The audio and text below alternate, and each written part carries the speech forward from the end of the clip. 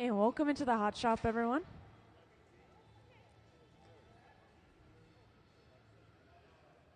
I'm just waiting a second because eventually we will have closed captioning on the screen, like you see now, and we'll have some cameras following the artist movements around.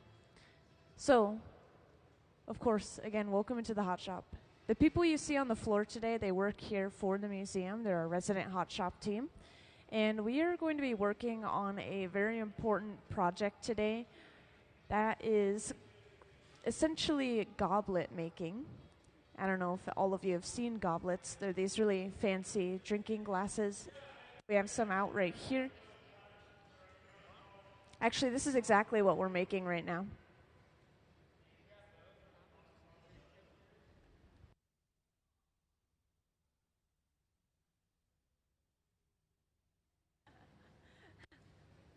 Just to make it stand out some more. So yeah, these goblets are for our annual Red Hot auction. We have this each year in the fall, and that is coming up on the 20th, so approaching pretty quickly. We're going to finish off the number of goblets we need for that event. We also have some decanters that are on theme with the goblets. And let's see the image of those up on the screen if we can, please. This will probably just take a sec, but we do have an image that we could show off with the decanter and the goblet next to each other. And oftentimes people do buy these in sets, although also individually.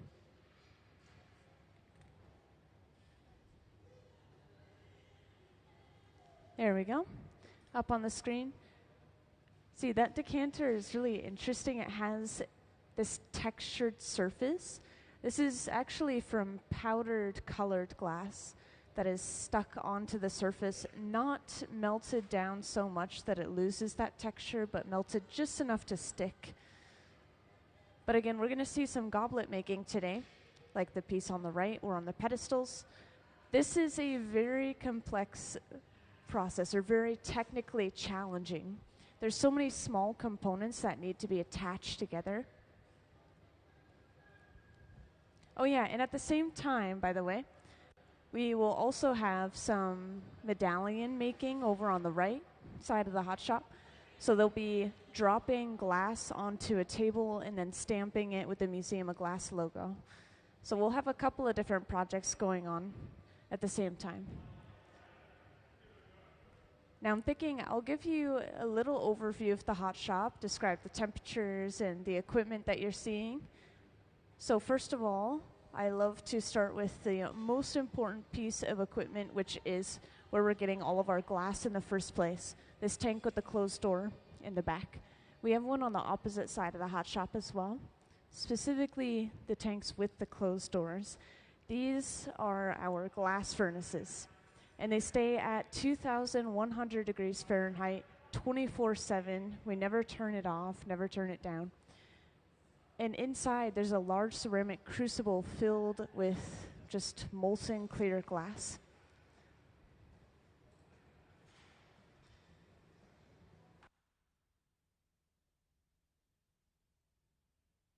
And then at each bench, we have these open face furnaces called glory holes. They run between 21 and 2,300 degrees Fahrenheit, so just a little bit warmer.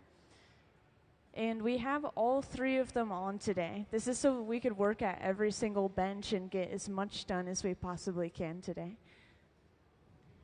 And of course, feel free to ask any questions that you guys have, whether it's about the artists on the floor or glass or even things that you might see in the gallery. I don't think that you've gone in there yet, but...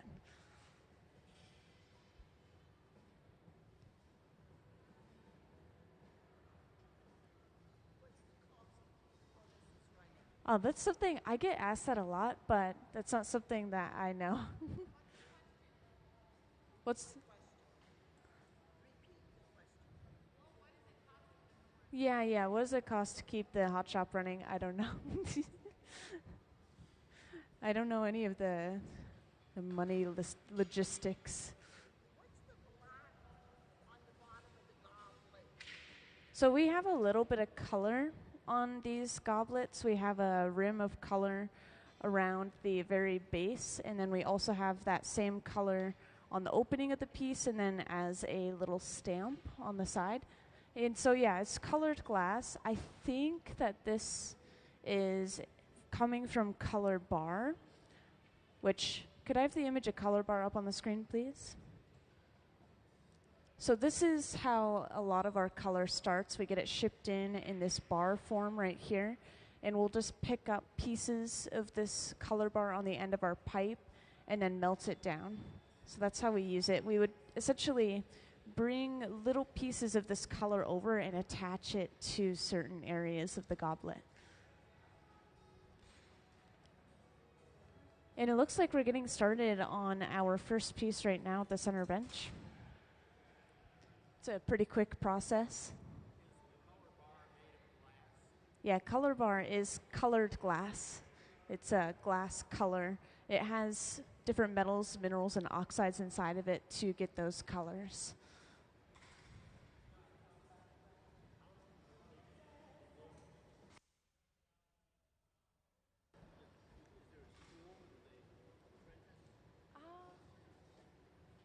Everyone kind of has their own way of getting into glass blowing. Some of them found it in college as an elective. Some of them knew somebody or were in close proximity to a hot shop.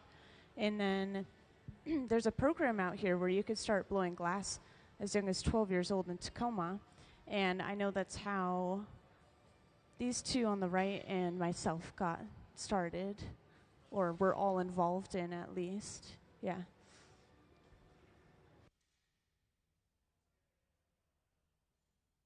Okay, I actually haven't seen them make these goblets yet myself, so I'm not sure the exact amount of time that it takes, but they make them really quickly. I think I would estimate about 30 to 45 minutes per goblet. So if we have 6 hours of working time a day and we're really efficient, we get them done 30 minutes each, then we could make about a dozen of them.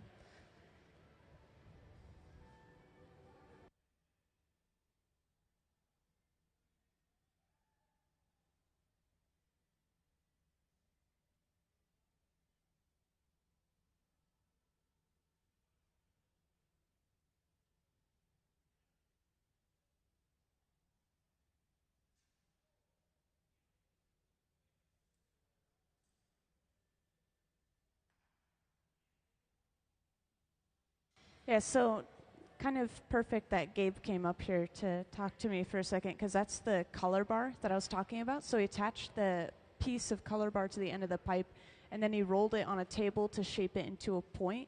And that fine point really helps us get small lines and small amounts of glass on our pieces, especially when we're wrapping the color, which you'll see pretty soon.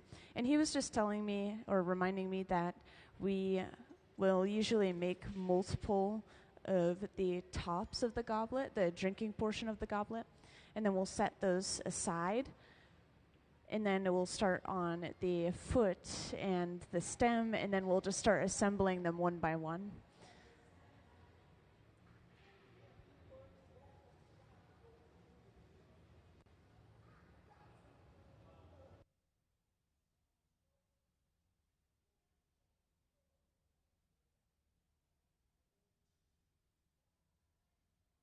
So at the center bench, we've brought over a couple of bits of clear glass, and we've attached that onto the end of our bubble. That is forming something called the avolio. The avolio is this connection point here between the bowl and the stem of the goblet.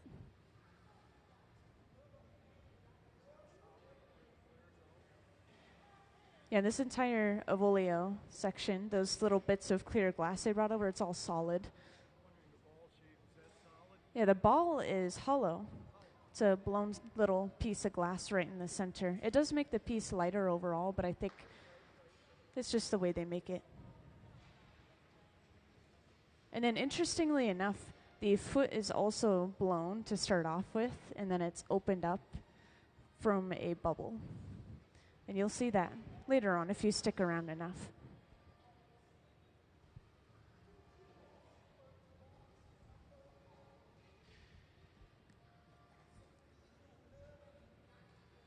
So we've just brought over that bit of color, We stamp that onto the side of our bubble and then use probably a brass stamp to push and shape it.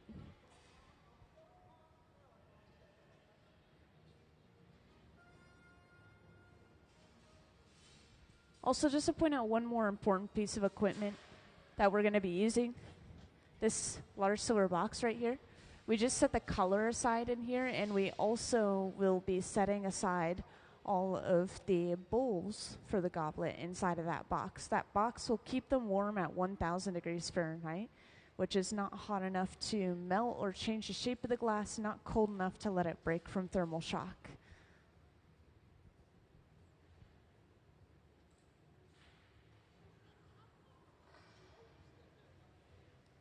So a lot of our tools, including the pipes that we're using, are made out of steel, stainless steel, and apparently it's a relatively poor conductor of heat, so the heat doesn't really travel very much towards our hands. We just avoid the darkened area of the pipe. You'll see at the end it's basically black, and then it transitions into that silver metal again. So we just avoid that transition. And we have just seen an important move. We attached a pipe onto the end of the bubble and broke it off of its first pipe. And what that does, as you'll see with this connection point here, you can imagine this is where we just attached the pipe. Let's flip the orientation so we can start opening this up from the end that was attached to that first pipe.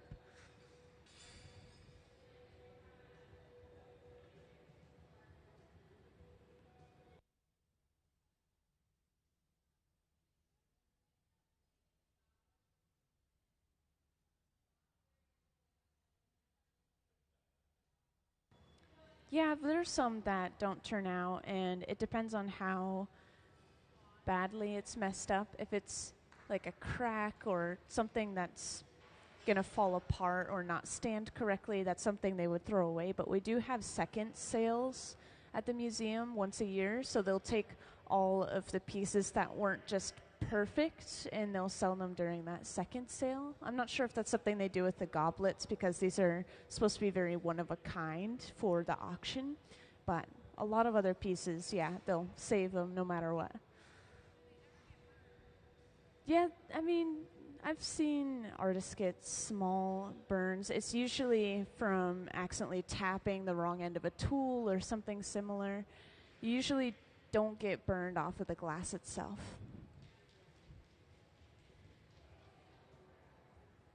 So we heated up the opening. We lightly opened that up before trimming some glass off. This is just getting rid of some thickness where it was attached to that previous pipe.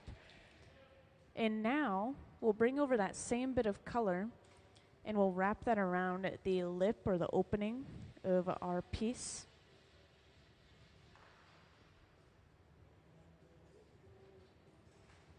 So this is called a lip wrap specifically.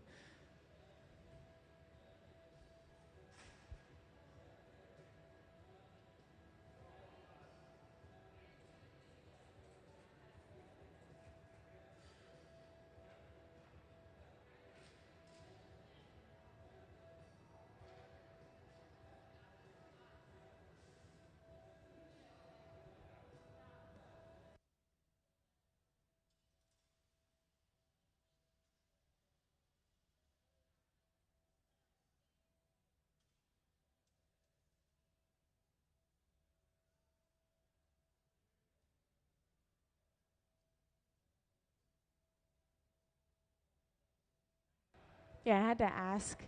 Again, pricing something that I don't pay attention to a ton, but apparently these are $2.50 each, the goblets. Just in case you didn't hear me, $2.50 each. I'm going to write it down just in case anyone asks in the future, because I get that question a lot.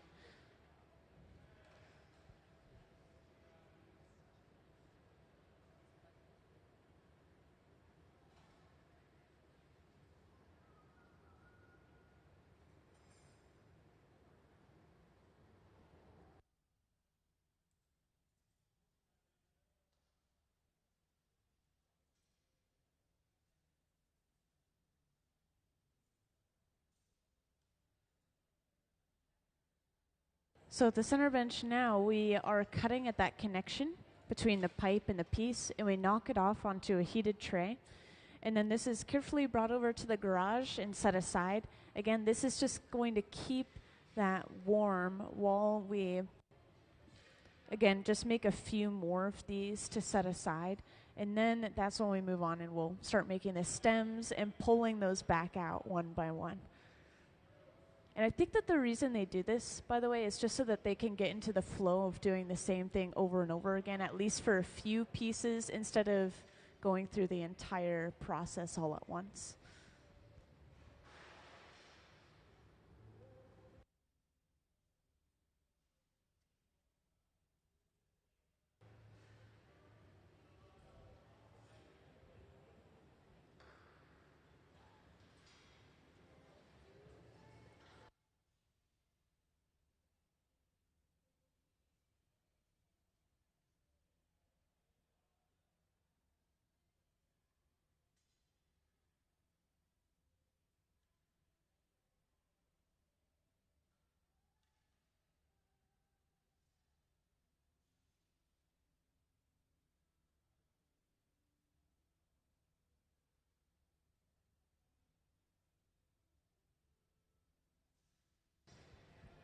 So I just wanted to point out they're using another form of coloring over there. You could see Stina's rolling the glass into a dish that's on that stool. And inside of this dish, we have a powdered colored glass, which is essentially a lot like frit shards of color that stick to the outside.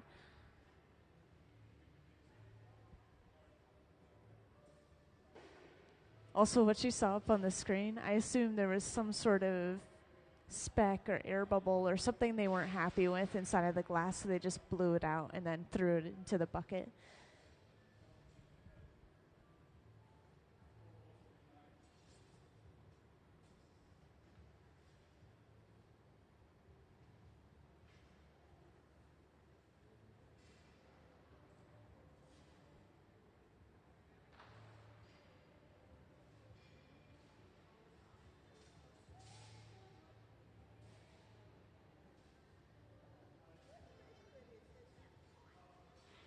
We just use a lot of water in the hot shop, so inside of the buckets that we put the pipes inside of is water. Inside of the buckets behind the bench is water. Inside of the, oh wait, I don't see it right now.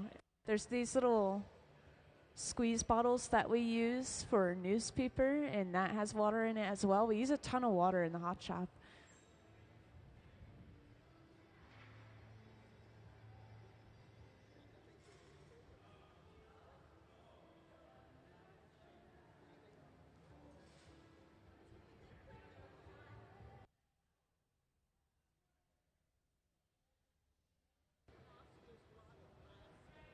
Yeah, exactly right. So we use the water to shock the glass, and when you shock glass, of course, it breaks. So that's how we break a lot of the glass off the pipe. I think if we even just left the glass alone on the pipe, it would break off eventually, but the water does it faster so that we can then put the pipes back into the pipe warmer, which is kind of that hole in the wall to the left of where they're working. Yeah, we want the pipes warm before getting our molten glass on the end of it, otherwise it won't stick. Hot will stick to hot.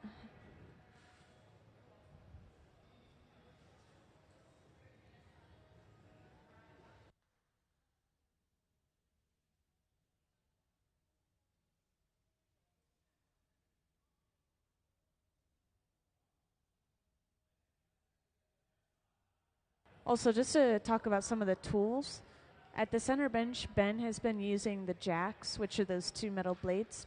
We use the jacks to squeeze into the glass and create divots. We use them to keep alongside the glass, like he was just doing, to create a perfectly straight cylindrical shape.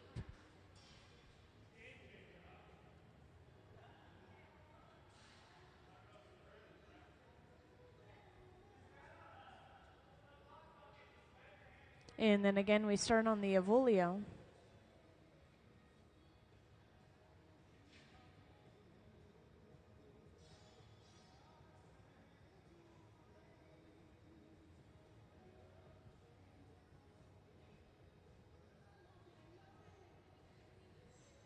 Good question. So, yeah, I haven't talked about this yet, but we have to cool the glass really slowly to avoid thermal shock. So, this large black box we're loading everything inside of over on the right wall, this is called an annealer. And the annealer, it starts at about 900 degrees Fahrenheit. It's sitting at that temperature right now. And then at the end of the day, when we're completely finished, we just press a button and it slowly cools everything all at once through that annealing cycle. And that's what the boxes in the front are for as well. These just load from the top instead of the side.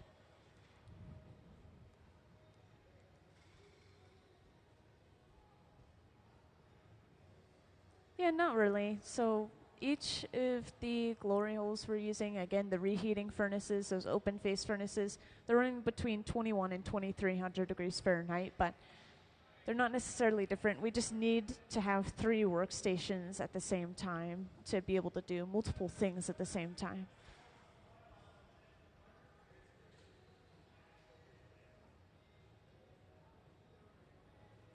And for those who just joined in, welcome into the Hot Shop. It's our resident Hot Shop team down on the floor today. And we're working on a couple of different projects. We're getting ready for our Red Hot auction coming up on September 20th. And one of the bigger parts of the Red Hot auction is they will always make sets of goblets and decanters to sell during the auction. So we're making even more of those goblets right now. We have some on display on this front pedestal here, if you'd like a little glimpse.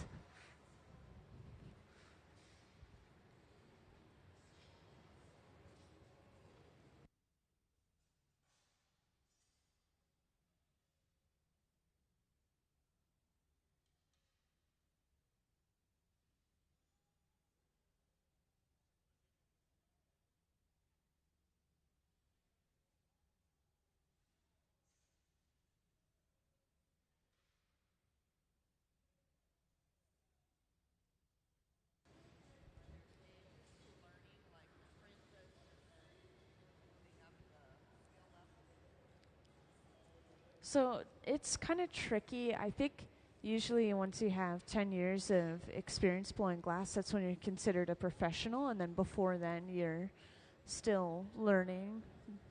But there are visiting artists who have come in who only have, for example, maybe 4.5 or 5 years of experience, and they're still really good at what they do. So they're the one in the hot seat, and they're telling everyone around them what they need from them. The person who sits at the bench, by the way, they're called the gaffer, and you could think of them as like the team leader. They're telling those around them what they need for making the piece. So yeah, it depends. I think usually 10 years of experience is considered professional, and these guys all have 20 to 30 years of experience blowing glass.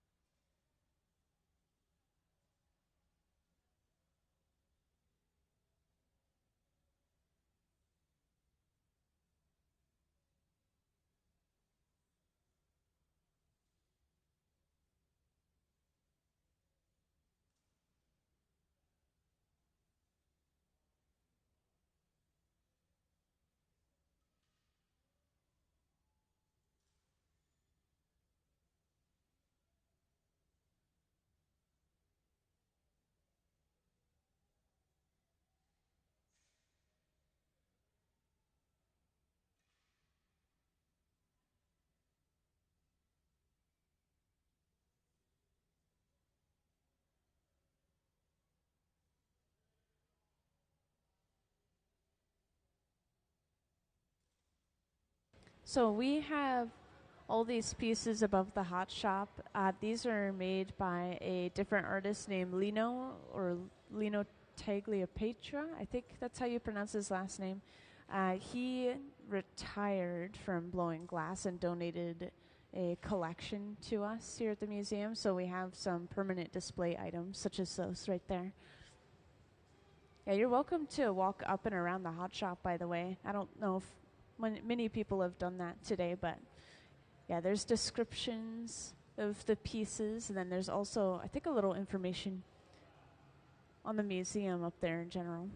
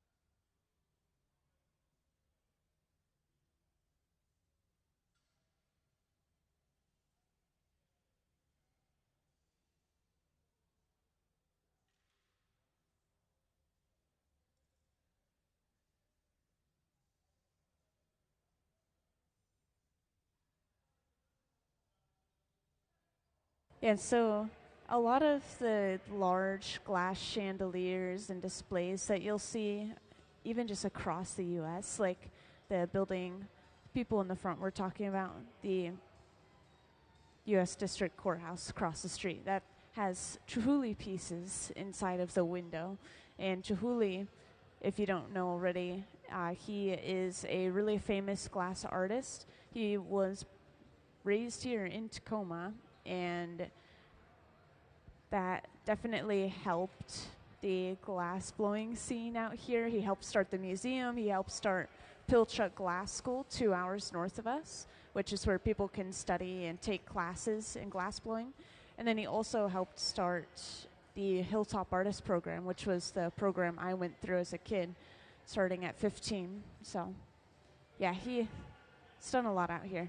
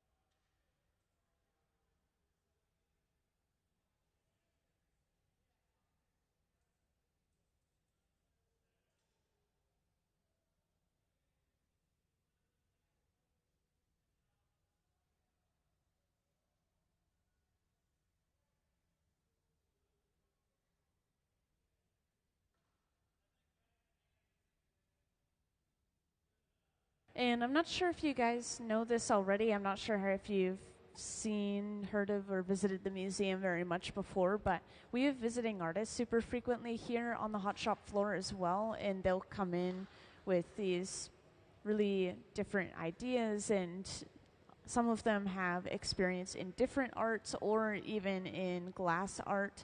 And so the artists that work here, I think, are always having to push themselves and learn new things all the time, and that really helps them grow as artists themselves. And people travel from across the world to work with these guys. It's just a really professional team. Again, they've been doing this 20 to 30 years individually, full time. So whenever somebody asks them how long it takes to make a piece, they always say something like 30 minutes and 25 years or something like that, you know.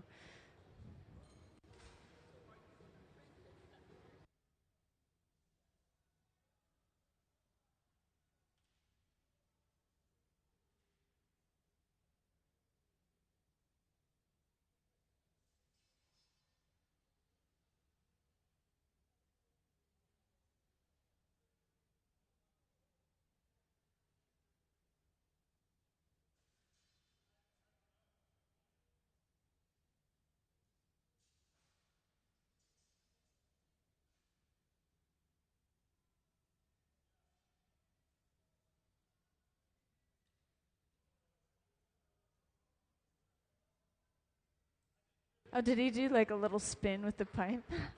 I missed it. It was so fast.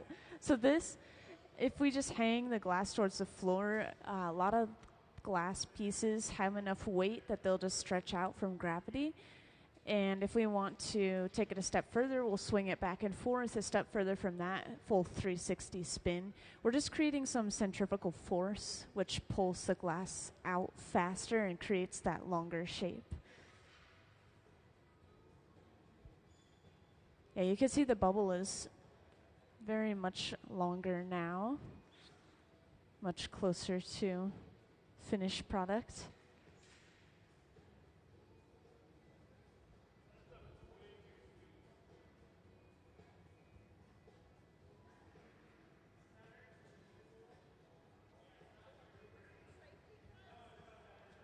Most of us are just blind and wear prescription glasses, but whenever somebody doesn't have prescription glasses, then they wear safety glasses. Yeah, as long as you're just covering your eyes in general.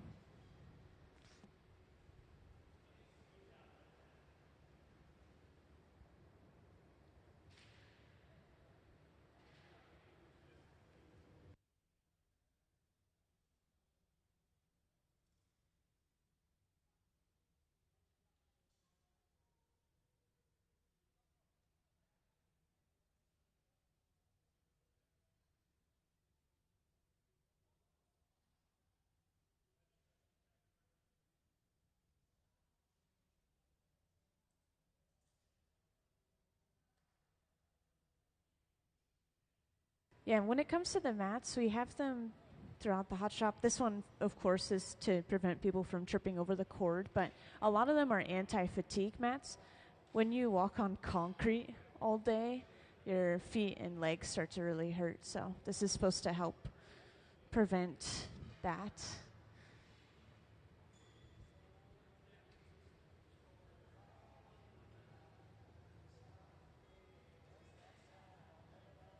Oh yeah, and just to share, we are working with natural gas when it comes to all the equipment on the wall. We use oxygen and propane for that smaller handheld torch over on the right. That's why it's that really bright, sharp flame. It's fueled by that oxygen. And then we also, of course, have those electric coils on the insides of those boxes. So we have 3 different heat sources that we're using in the hot shop.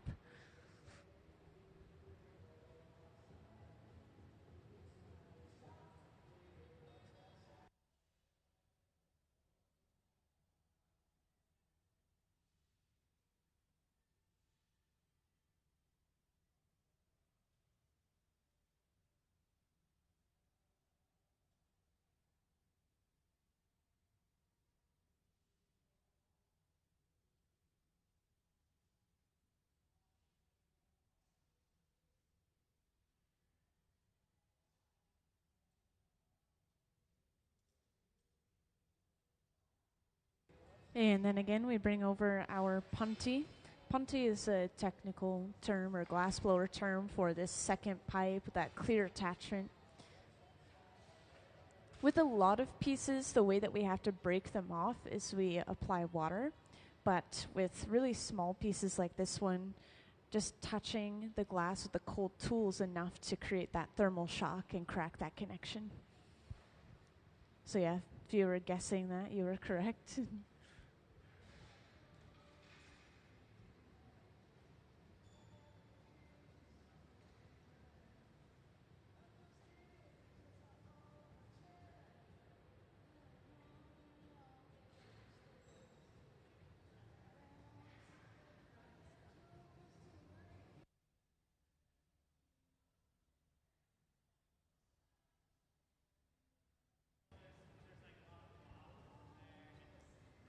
And welcome to those who recently and just joined in.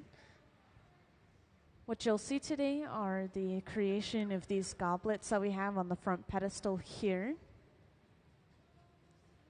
And just to point out real quick too, I have closed captioning on the screen as well as cameras that'll follow the artist movements around. But yeah, this is the item that we're working on for at least this portion of the day. And this is a goblet for our Red Hot auction. We have this auction once a year in the fall. This time it's on the 20th of September, coming up pretty soon. Yeah, we'll make sets of these goblets as well as some decanters, and then these will be sold during the auction, help raise funds for the museum. And could I have the image of our decanter and goblet up on the screen, please? So I just want to make sure that you guys can see the full theme. Oh, could I have the image of the decanter and goblet, please? Thank you. So for those who haven't seen this yet, up on the screen now is that image. Yeah, we made a ton of these decanters the other day, and the dark color is a reddish brown that ties both of the pieces together.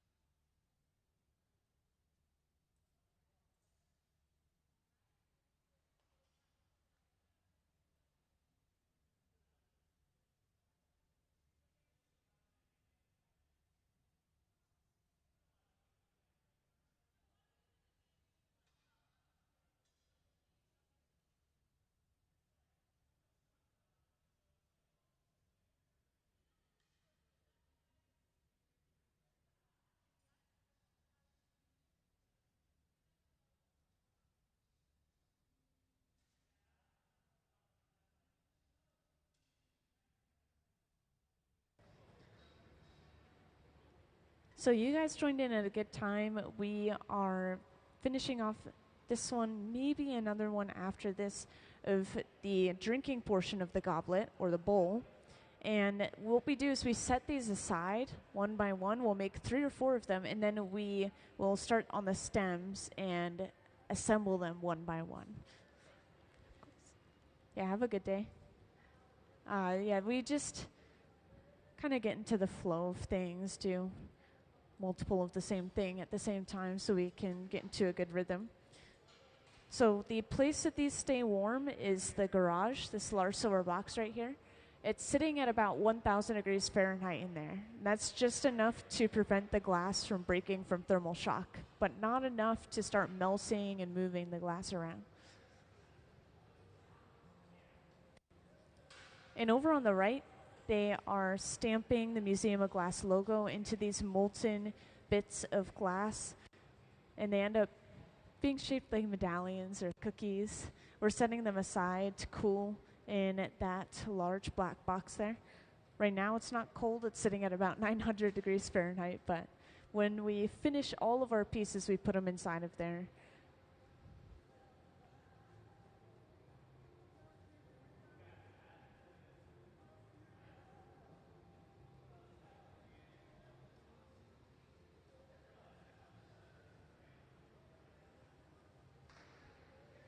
And welcome into the hot shop.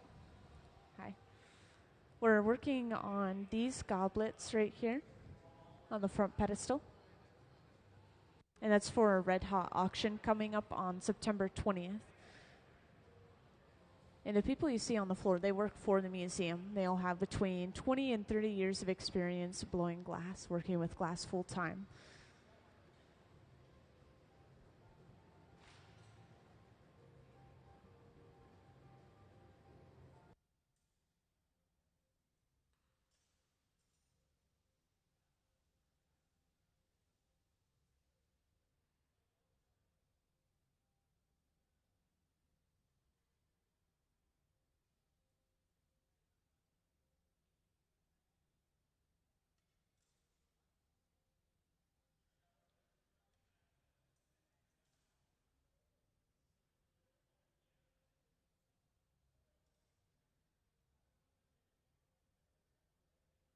So just to share this question with everyone on my microphone, just in case anyone else is curious about this, I'm going to give a little overview, talk about some of the equipment.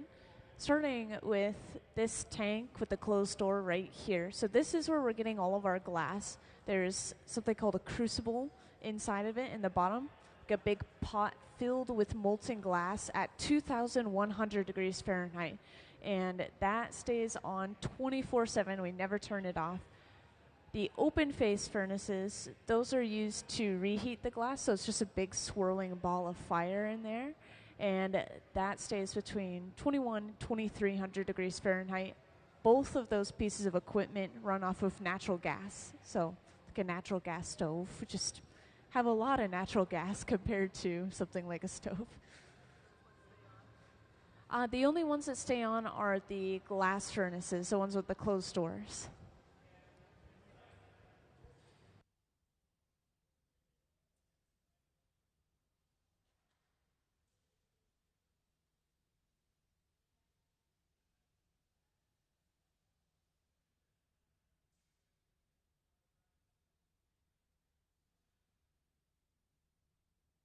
So we do use a specific mixture for the glass. So we use in this hot shop is a soda lime glass, so soda ash limestone, but mostly silica sand, as you might imagine.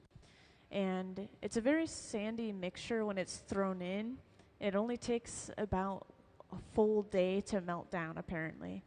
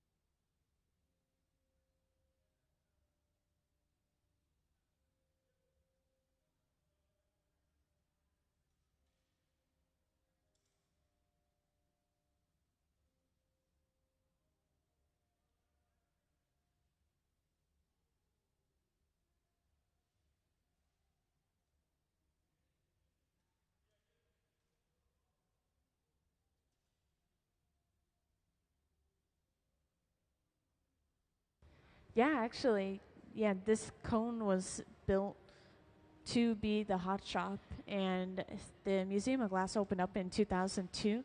So they started planning and building, I think, in the like mid 90s.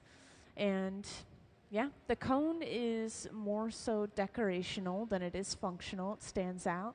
And it's based off of the area's history, which we used to have all these wood burners for logging and leftover wood scraps that were shaped like this cone. But when we cleaned up the area, we demolished all of the equipment for that logging. It wasn't really used anymore. So this is just paying tribute to what the area used to be and hinting at what it used to be. A little bit of history.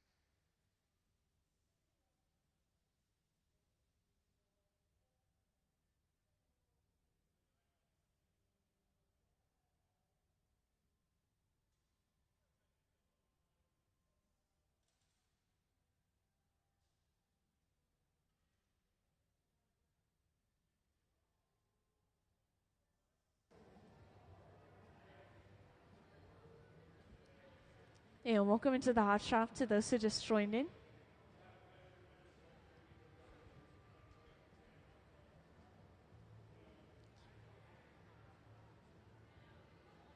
Today we have our resident hot shop team on the floor. So these guys work here at the museum for the museum full time, that you see working at the center bench at the moment. And Gabe, I think he's wandered off closer to the left side of the hot shop. We are working on some goblets. You'll see the finished pieces right here on the front pedestal. And we also have some decanters that we've been working on within kind of the same theme. If we could see that theme up on the screen, please. I always want to make sure to show this off, and I'm going to ask pretty soon if I can just bring one of the decanters out, but could I have the decanter and goblet up on the screen, please? But I was going to say, luckily we have an image up on the screen now of this year's Red Hot auction theme. So each year we have an auction called Red Hot, and that's coming up on September 20th. And we will create sets of goblets and decanters each year. I think that they said 35 decanters and 50 goblets or something like that. It's a pretty large amount of them. And here's some of the previous year's themes as well. Just so you could see how much it changes year after year.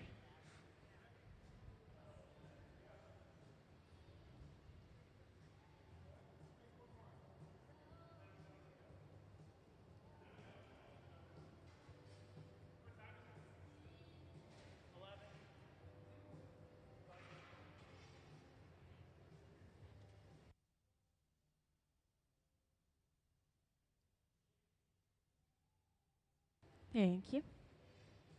So, yes, we finished off the bowl of the goblet, which is the drinking portion of the goblet, and we set it aside in the garage, this large silver box right here. And the point of the garage is we just want to keep the glass warm at about 1,000 degrees Fahrenheit while we finish the rest of the piece. I know, yeah, exactly. That's why I say it, because people always have that reaction. I think it's really funny. Yeah, it's just the warm temperature of 1,000 degrees Fahrenheit. It's just warm enough to keep it from breaking from thermal shock, though, and cold enough that it's not going to melt and change shape in there.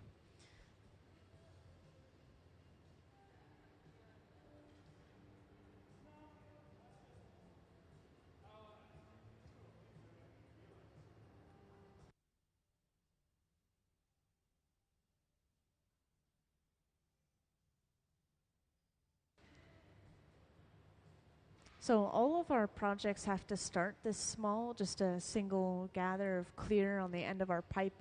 For goblets, the pieces are so small or so thin that we only need that single gather. But when it comes to larger pieces, like a vase, what we do is we have that layer of glass on the end of our pipe, and we will either add our color or let that cool down, and then we gather more layers of clear over top of it.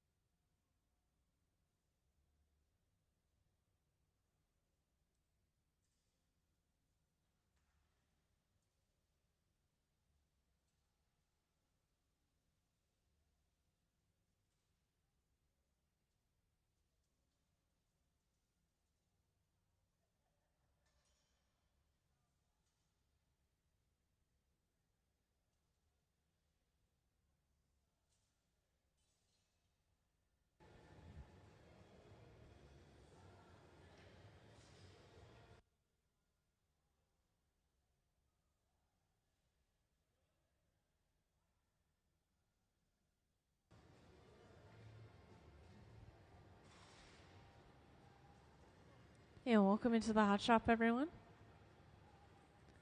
So we have something really cool to watch today. I've been looking forward to seeing these made. I haven't gotten the chance yet this year, but each year we will make goblets and decanters for the Red Hot auction that we have annually. This is coming up on September 20th, so we're preparing as much as we can. We're making some goblets today, as you can see on the front pedestal right here. And we are making the bowl of the goblet right now, which is the drinking portion up top. The people who are working on these pieces, they work here for the museum as well. They work here full time on the hot shop floor, so our resident hot shop team.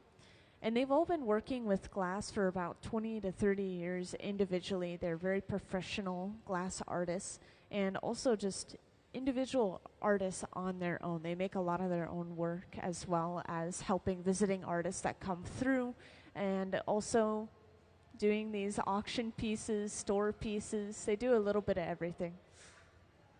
Before we move on too much further, I want to point out I have closed captioning on the screen as well as cameras that'll follow the artist movements around. This is really helpful because I know they move around the hot shop a lot.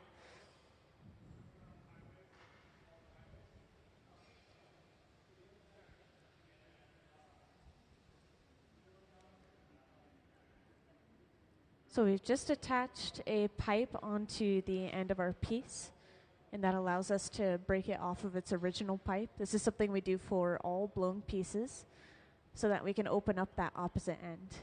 And you can see this clear bit of glass. That's where we've just connected the piece to the pipe.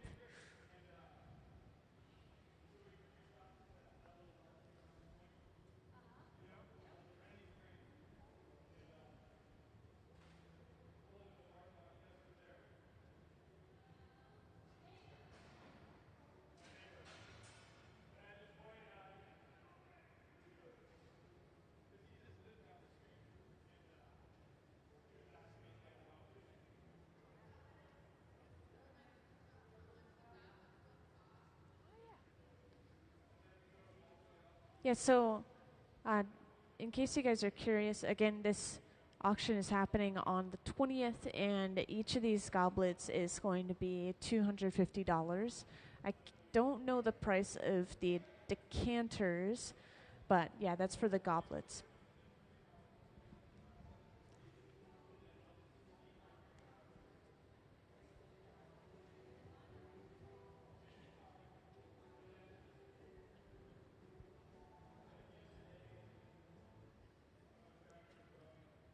And next at the center bench, we're starting to work on the opening of the piece. This glass is stretched out a bit before being trimmed off. Just getting rid of some extra thick glass around the opening. And then we do have, I know it might be a little hard to see, a rim of color just around the opening of the piece.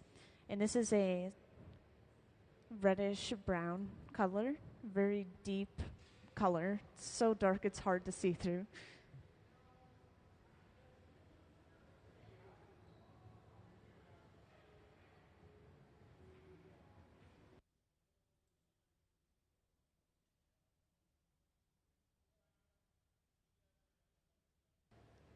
So while they've been preparing this glass at the center bench, Gabe over on the left has been preparing this bit of color to be brought over, attached to the rim of the piece. And then as they turn, that color follows all the way around and creates our lip wrap.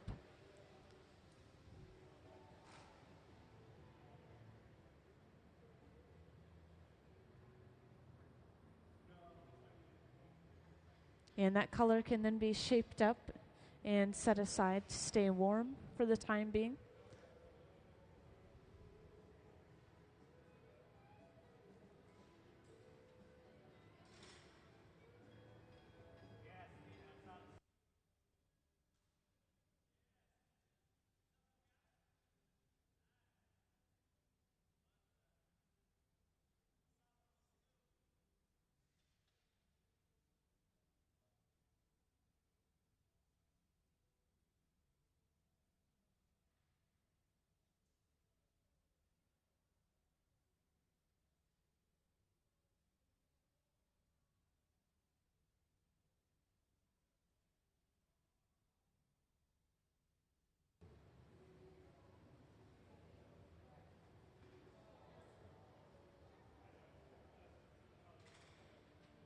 And I heard from Gabe that after we finish this bowl of the goblet, the drinking portion, we'll set it aside and then we'll actually get started on the stem and foot for one of these goblets. So we'll see the full assembly of one pretty soon here.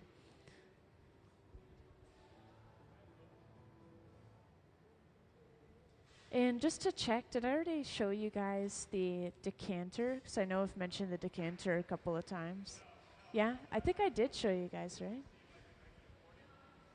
Maybe some of you guys missed it. I'll just show it off again just in case. Could I see the theme for this year specifically? These are some other themes that we have on the screen, but this one is this year's theme right now on the screen specifically. So that decanter over on the left, I think it's really interesting. It has this textured surface, and this is coming from glass as well, but it's a powdered colored glass that they sprinkle onto the surface while the piece is hot, and then they get it hot enough just to stick but not to melt smooth. Thank you.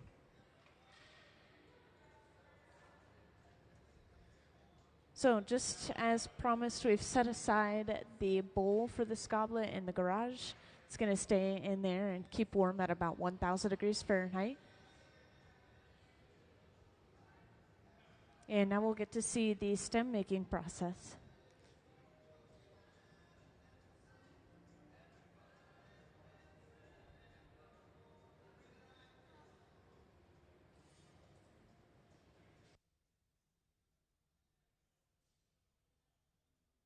Oh, and I just realized I haven't explained to the newcomers what we see over on the right. So this is a separate project, but we're making some medallions over on the right bench. So we're dropping these molten bits of glass on the steel table. We're stamping it with the Museum of Glass logo, brass stamp. And that is then popped inside of the annealer, that large black box over on the right wall. And that box is really important. This is what prevents our pieces from breaking after they're finished. So when we finish the goblets as well completely, we'll put them inside of that box, which is sitting at about 900 degrees Fahrenheit. And then when we're finished for the day, that's when we press a button to slowly cool everything all at once.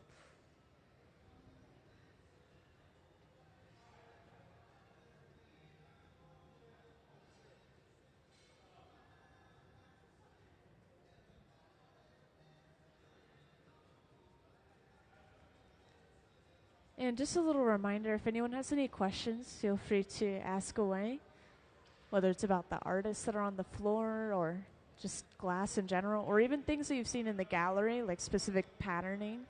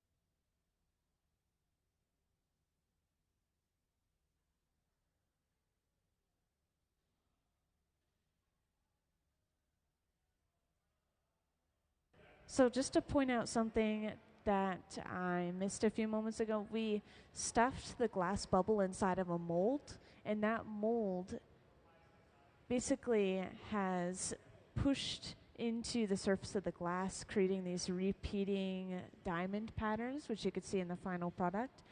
It's the same mold that they use for holiday ornaments that have that same repeating diamond pattern as well. It's called a pineapple mold. So we have that texture. We blew the bubble out a little bit further, created a ball, and now we're going to start getting ready to make the foot. And again, the foot is blown itself too. It starts off as a blown bubble, which they then open up and flare out into a plate-like shape. It's a really complex process. I'm always so impressed whenever I see it.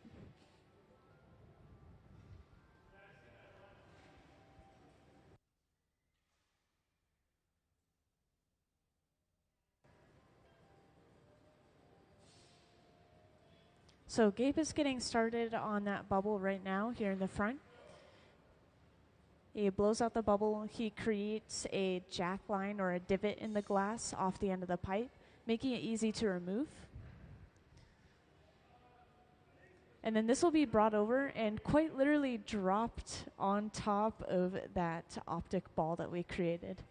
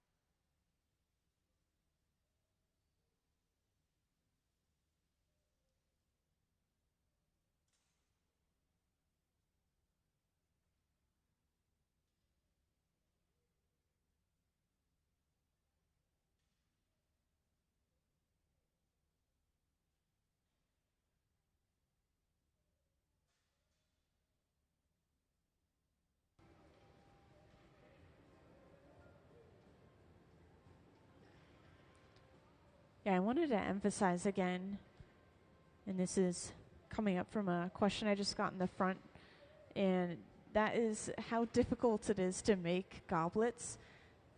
I mean, you can already see just looking at them, there's so many small components assembled together. The glass itself is very thin, making the entire piece pretty fragile. And if we heat up the glass too much, that glass will start to move and change shape, and we lose the shape of the goblet. If we don't heat it up enough, it'll get cold enough that it'll crack from thermal shock. So it's this really delicate balance just constantly while we're making it.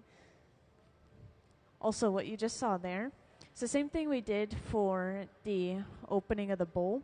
We added a little rim of that same color just to the base of the foot this time. So now we can open this up to its full size. Flare it open into that plate-like shape.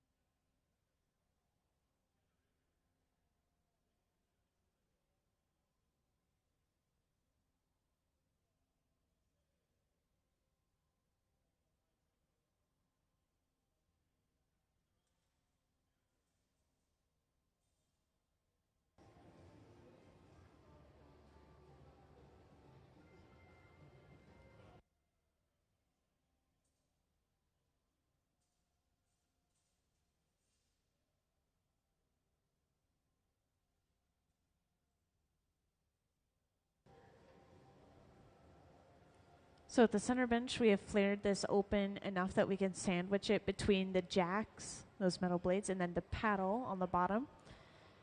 Just straightening and smoothing everything out before we flip the orientation of the piece. So right now, as I'm sure you all can tell, the optic ball, the top of the stem, is attached to the pipe. But this is where we need to attach our bowl. So we'll soon be attaching a pipe onto the bottom of the foot, and then we'll break that optic ball off of the pipe it's on right now. And at the same time, it looks like Gabe is heating up and getting the glass ready that we worked with earlier, one of the bowls.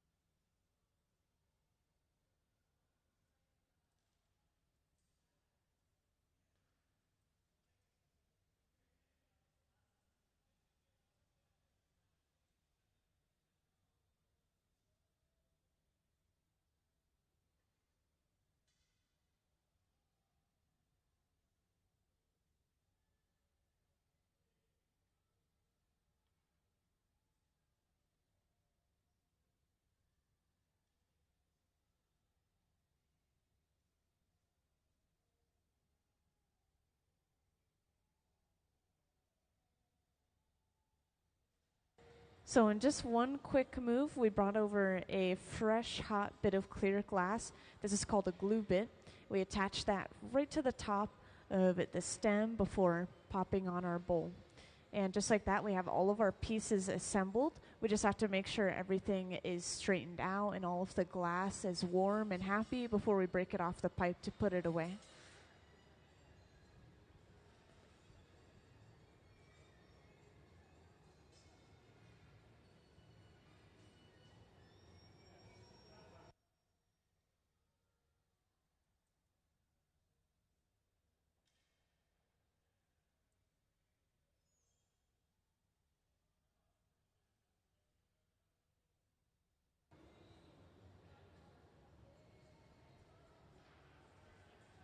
So we'll knock this off onto a heated fork. We specifically don't want the glass to touch anything cold. And let's give them a round of applause for finishing the first goblet of the day.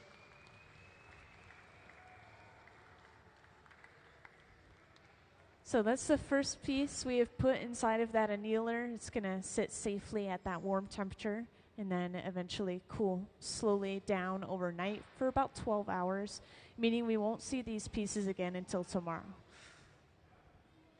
Yeah, about 12 hours of cooling. And the thicker the glass, the longer it takes. There are pieces that we've made in this hot shop that we've cooled for, I think, up to about 4 days. We try to cut it off at about 2, but sometimes it can't be helped. And since we have a bunch of these bowls set aside, just staying warm, I assume we're going to continue to make stems and feet and just assemble them over and over again until we run out.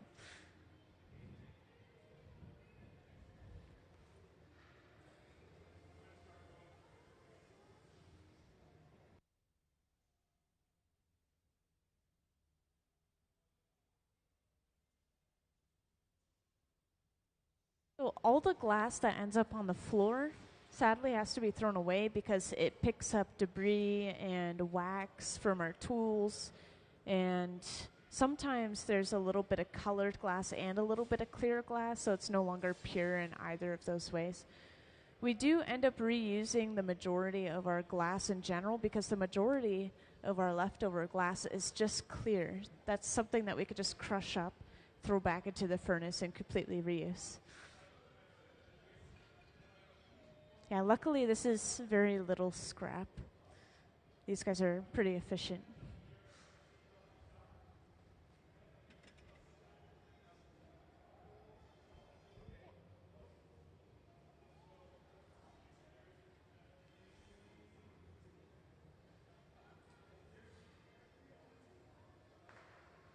So we've gotten started on the next optic ball. We stuffed it inside of the mold, we blew the bubble out, and now we have sectioned it off to create our stem. It's a pretty quick process once we have all the components made, huh?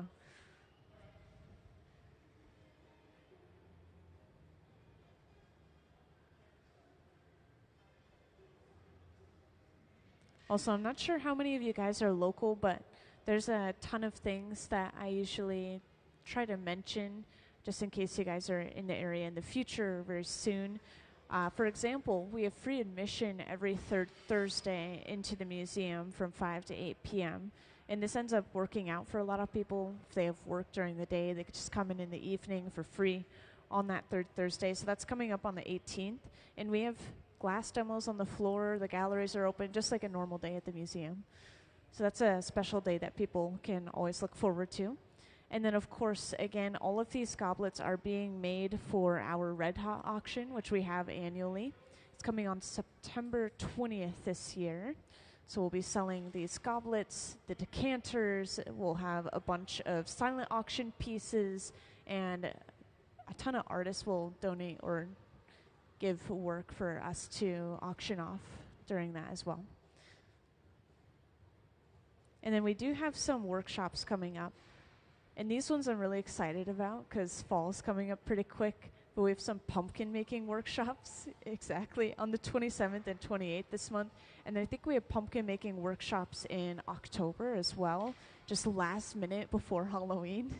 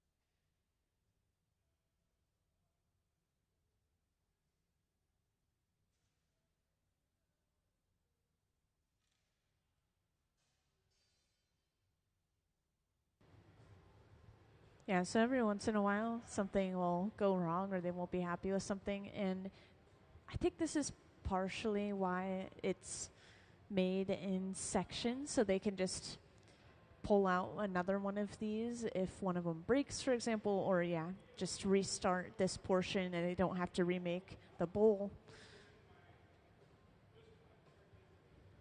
And a lot of this is clear glass, so a lot of it, if it's messed up, it can just be reused.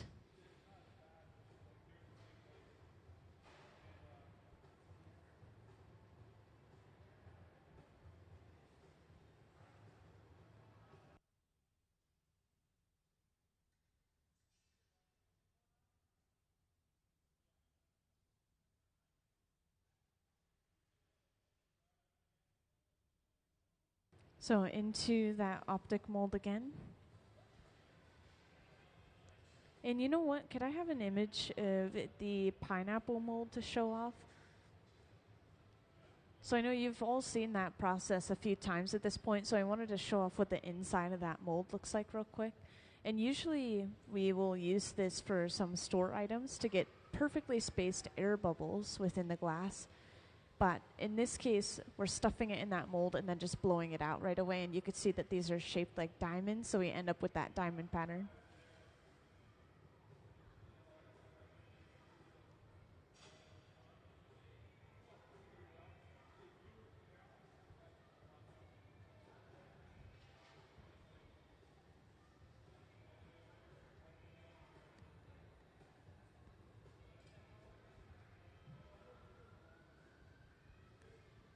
Oh, and one more thing I'd like to share just in case anyone is a veteran or military in the audience. There's a program where you can blow glass yourselves called Hot Shop Heroes, or if you know anyone who's military or veteran. And that has just started yesterday and today. We have beginner, intermediate, and advanced classes. It's an entire session of like 6 weeks. You come in once a week in the evening, and I'm one of the instructors for these classes. We just started yesterday, but we have a session each season, so fall, winter, spring, summer. Yeah, definitely look into it if you're interested.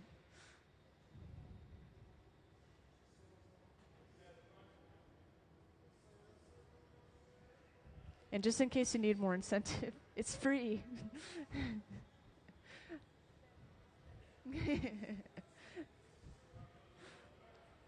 Yeah, it's a pretty good deal.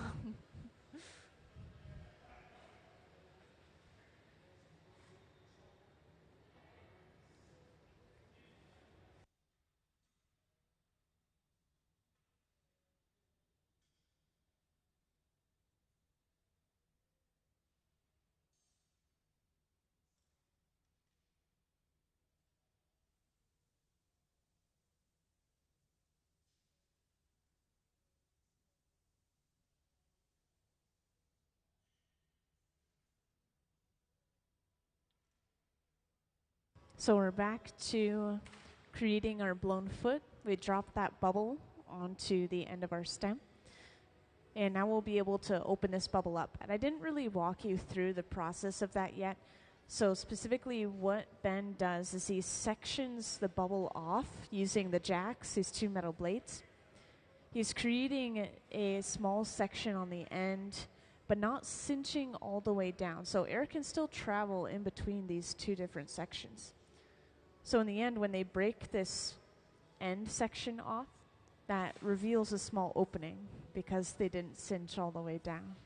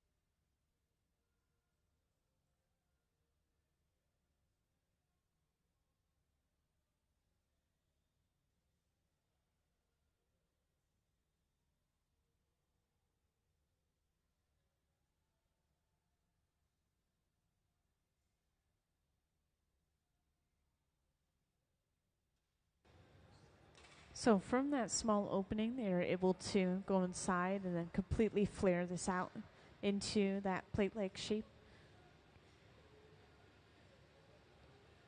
And over on the left, Gabe has just picked up a little bit of clear glass. Looks like maybe he wasn't happy with it, but that little bit of clear is what we'll be attaching to the very inside of the bowl. And then we'll bring that over and attach it to the top of our stem eventually. And you can actually see all these little connection points. If you look at it from just the right angle, you could see a little mark where it was attached on the inside and then a little mark on the bottom of the foot as well. I really like seeing things like that personally. Like if I'm going antique shopping just for fun, I can see some pieces are handmade where there's those little connection points, or if there's tool marks on the inside of the glass.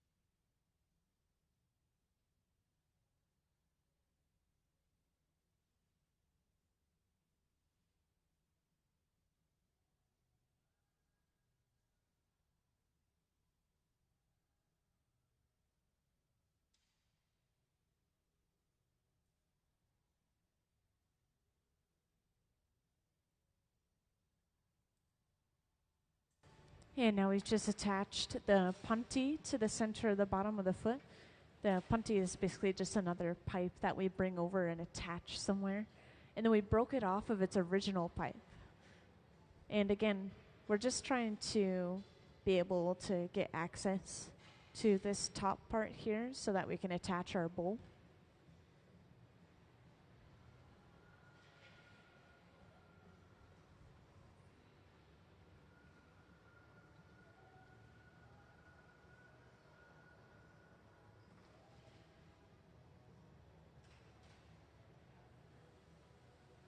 So pretty soon here, we're going to have that quick move again where we bring the stem, the foot, and the bowl all together with that small bit of hot glass. And then we'll have all of our pieces connected.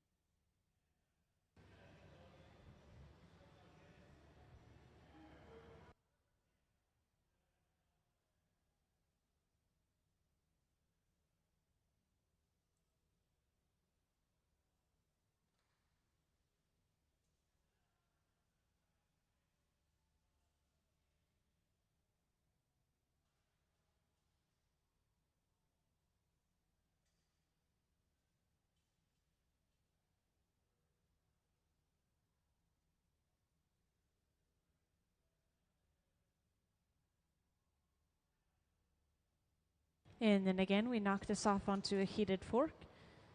And let's give them a round of applause for finishing that goblet. Small but mighty crowd. So into the annealer that goes. It's sitting at about 900 degrees Fahrenheit currently. It'll slowly cool this glass down for about 12 hours due to that programming. And yeah, we'll just continue to whip these out throughout the day today. And keep in mind, I have access to a lot of information. I have videos that show off different techniques. So if you have any questions about different patterns, colors in the glass, I've got tons of information I can share with you guys. Oh yeah, so over on the right, they're making some medallions. Yeah. So we're just knocking off these molten colored bits of glass onto the table, and then we're stamping it with the Museum of Glass logo. Yeah, were one of you predicting what it was? Yeah, it's we call them medallions, these little cookie-shaped pieces of glass. I think that they're using blue, right? Purple? Okay, purple.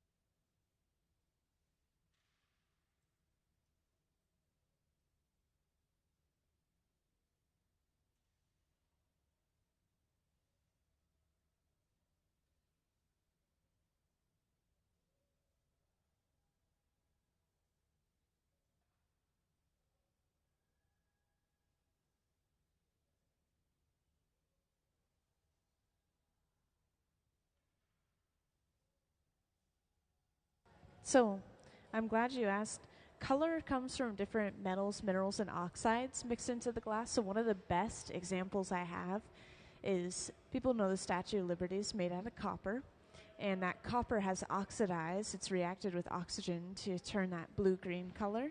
If we were to mix that oxidized copper into glass, we would get that blue-green glass.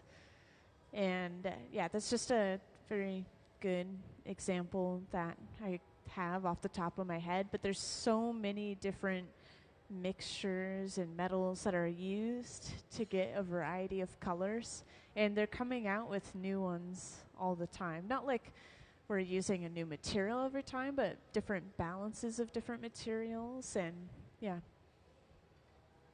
it's a lot of chemistry. And could I have the color bar slide, please? So this is what we usually start with on the screen right here. We don't make the color ourselves because we are not chemists, we are artists. And we will get it shipped in this bar form from various companies. Basically, we'll break off a section of it, melt it down on the end of our pipe, and then we'll layer it within the walls of the piece. Or in this case, like Gabe has been bringing over bits of that solid color and wrapping it around certain parts of the piece and adding this stamp on the side.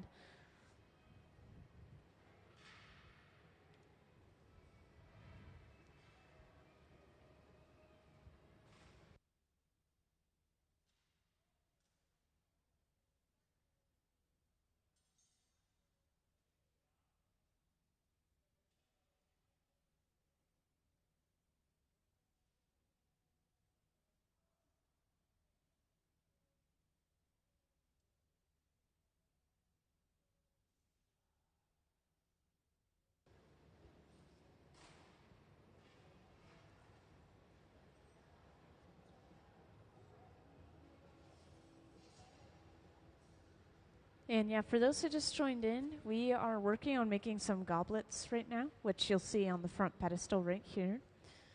So this is the final product. And we are starting on the stem and the foot of the goblet. We already have the bowl made, so we'll just bring that over and attach it to the top when we're done.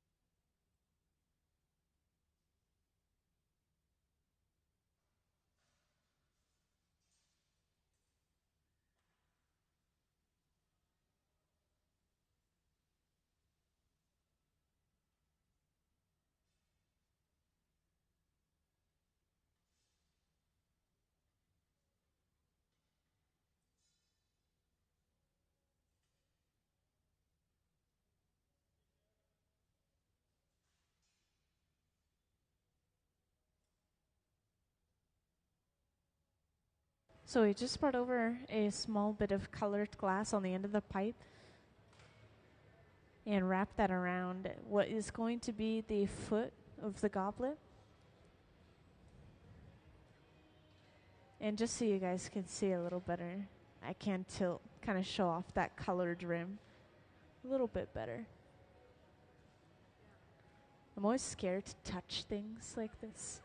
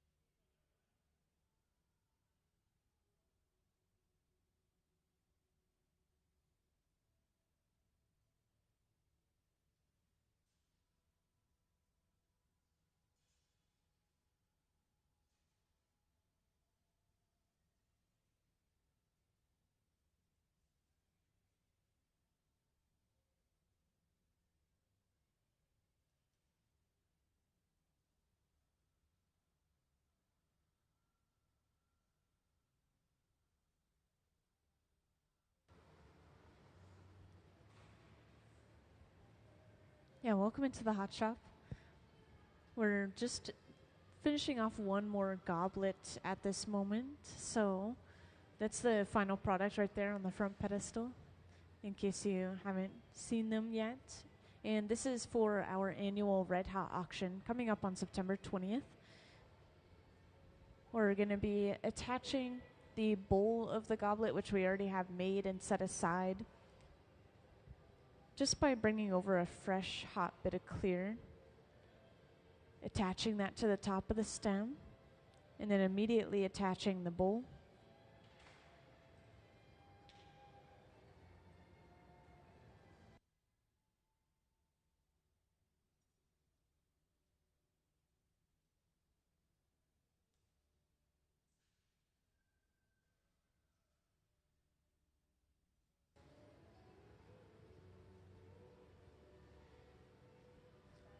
So now Ben can get everything just a little bit warm, enough for it to move, and he can help support the weight in certain areas, let it fall on center.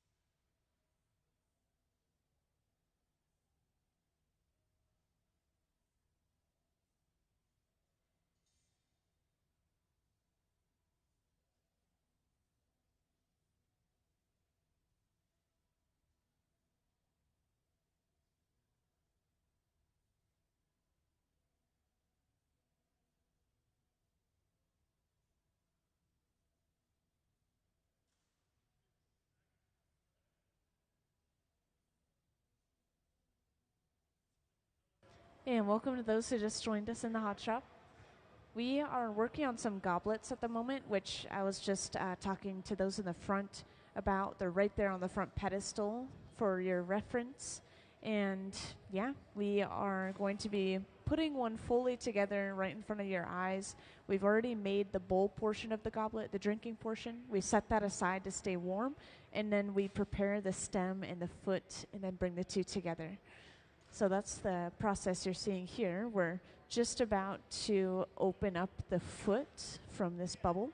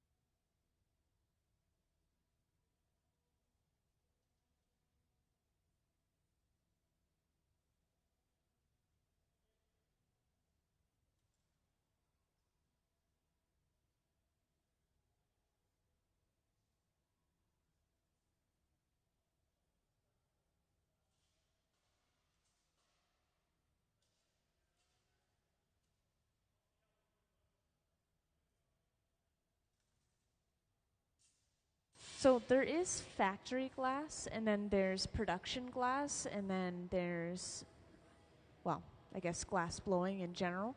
We do production every once in a while. I guess you could consider this production, but it's not like we have a production line. We don't have a ton of people who are doing the same small step over and over again. It's a lot of a more intimate team that works together. These guys have all known each other for a long time.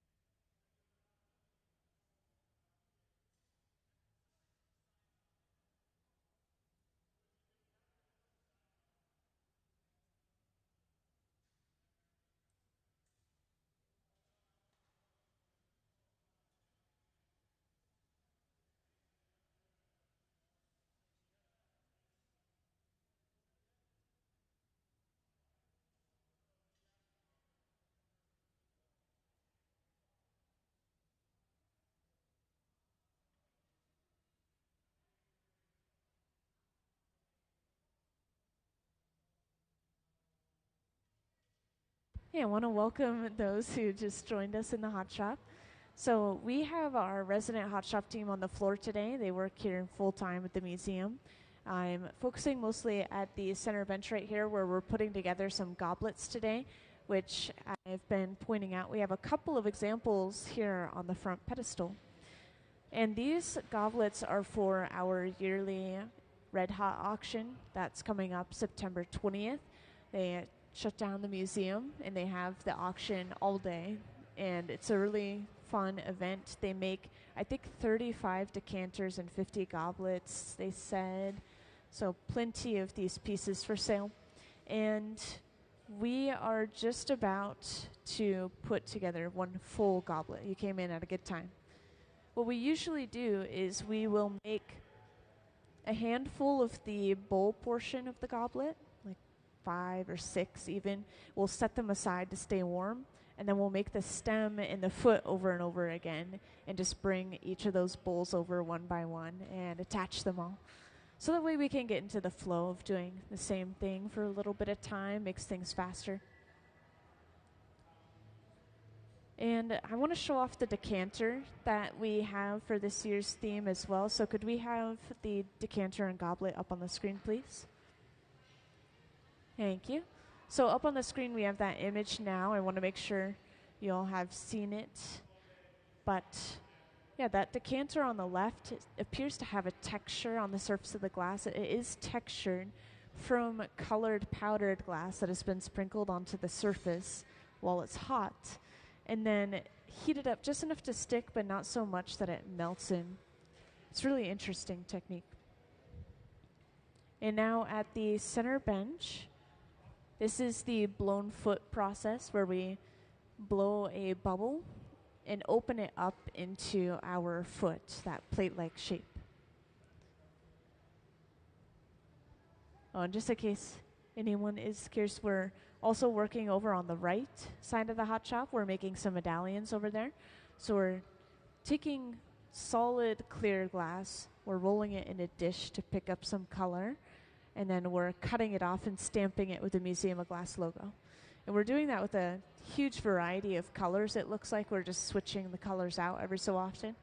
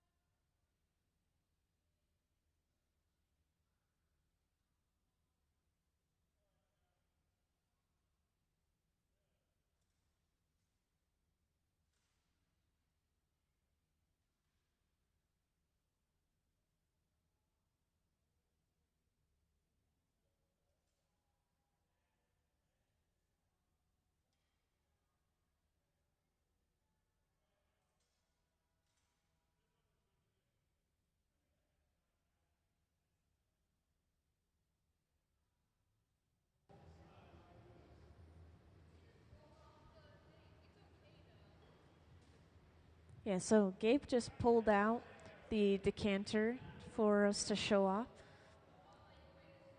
And again, for those who just joined in, we're working on making these goblets at the moment, but there's supposed to be a theme where we have the matching goblets and decanters. So I just wanted to make sure we had one on display for you guys to see and compare. So the colors are kind of tied together. We have a rim of this reddish brown on the opening of our goblet, at the foot of the goblet, and then also stamped onto the side. And then we have that same color throughout this piece as well.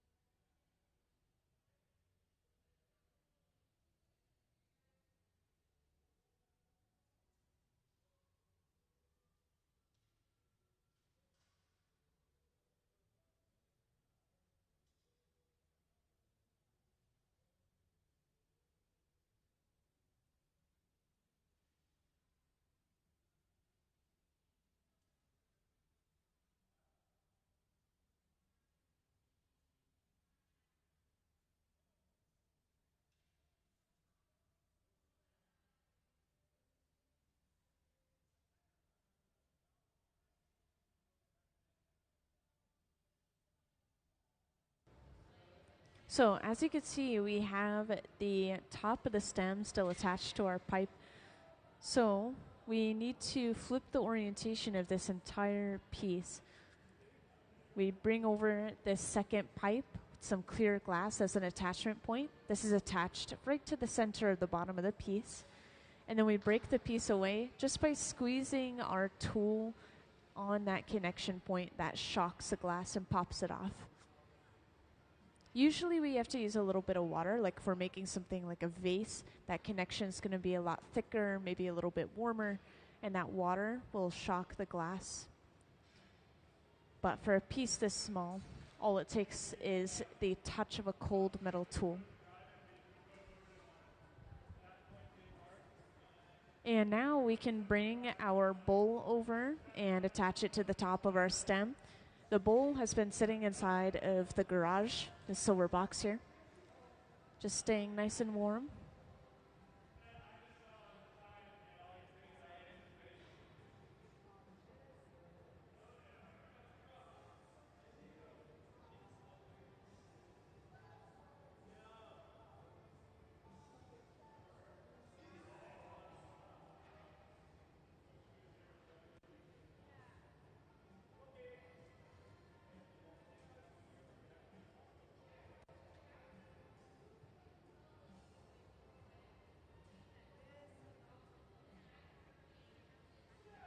So we quickly bring over a small bit of molten clear glass.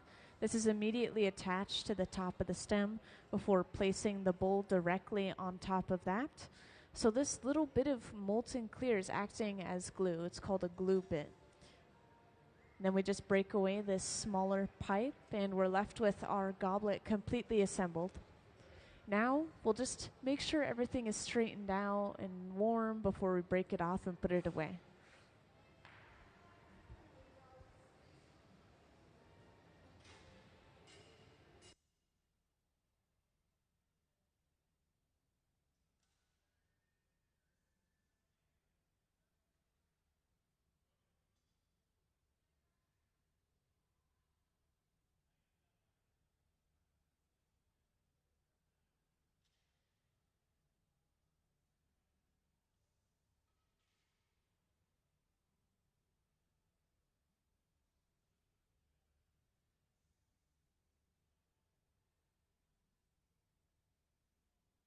So we're just using these wooden paddles to lightly push against the glass.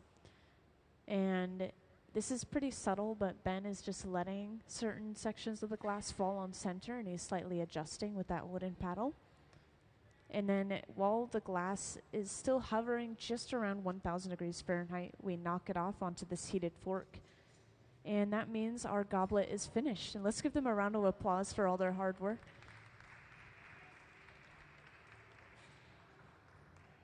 Thank you, everyone. This box is the annealer. The annealer's job is to slowly cool the piece overnight so that it doesn't break from thermal shock. So we won't see this piece again until tomorrow. It's going to cool usually for about 8 to 12 hours. And just to mention again, I have a plethora of knowledge on different glass patterns and a lot of the technical things when it comes to glass blowing. So if you've seen anything in the galleries that you're curious about, if you have any questions about the people on the floor or what we're doing, feel free to ask away.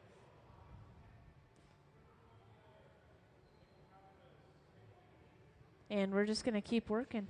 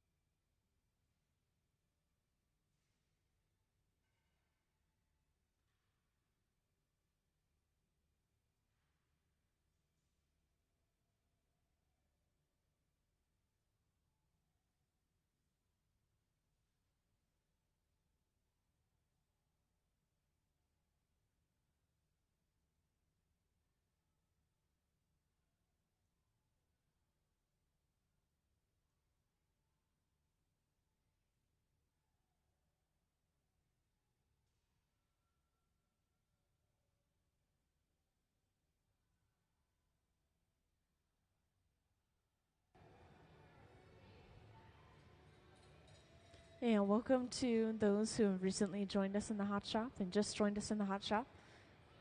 We have our resident Hot Shop team on the floor today. So these guys who are on the floor, they work for the museum, a lot of them full time. And we're seeing them make some items for an upcoming auction that we have once a year called Red Hot. That's happening on September 20th. And we are specifically making these goblets, which you'll see on the front pedestal. These are also going to be alongside some decanters. So we have a theme that we choose each year. I'm not sure about the exact wording of the theme, but this is the visuals of the theme right here. And you came in for the process of putting together the goblet. So right now we've just blown out a ball, which as you can see is going to be the stem.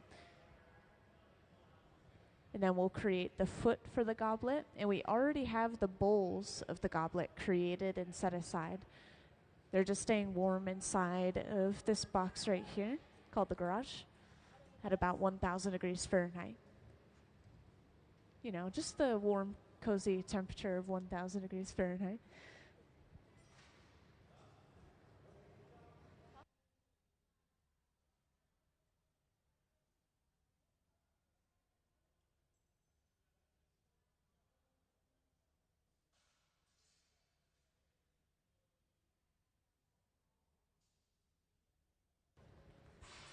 Yeah, they're all wearing summer clothes for a reason. It's so warm in the hot shop. It feels really good in the winter.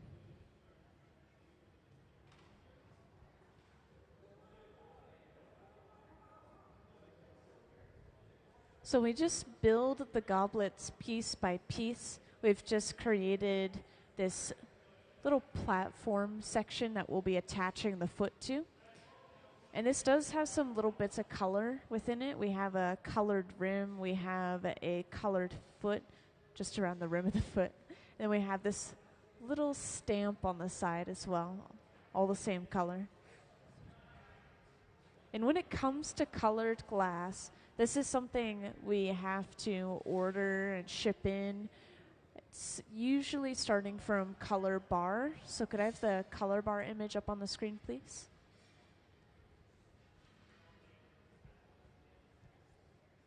Actually, scratch that. I'll pull it up in a minute. We have just now brought over a bubble of blown glass. We're dropping this onto the bottom. And this is going to turn into our foot. So it starts off as a bubble. We section the bubble off, break off the end section, and then open it up from a small hole that is created from that process.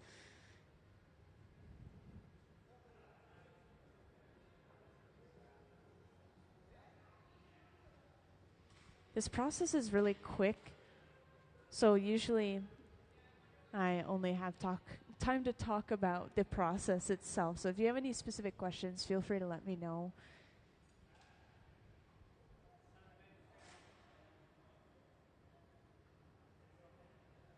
So again, we just broke that small section off. We now have this little opening that we should be able to go inside of and start flaring this bubble open into a plate-like shape. And now could I have the image of Color Bar just real quick, please? Thank you. So up on the screen, I wanted to show this off. This is what we start with when it comes to the colored glass. Get it shipped in from different companies as different metals, minerals, and oxides mixed into the clear glass mixture and then melted down and rolled into bars. And we've broken off a small section of this dark red-brown color that we'll be bringing over pretty shortly and then wrapping around this piece of glass. So Sarah has that bit of color.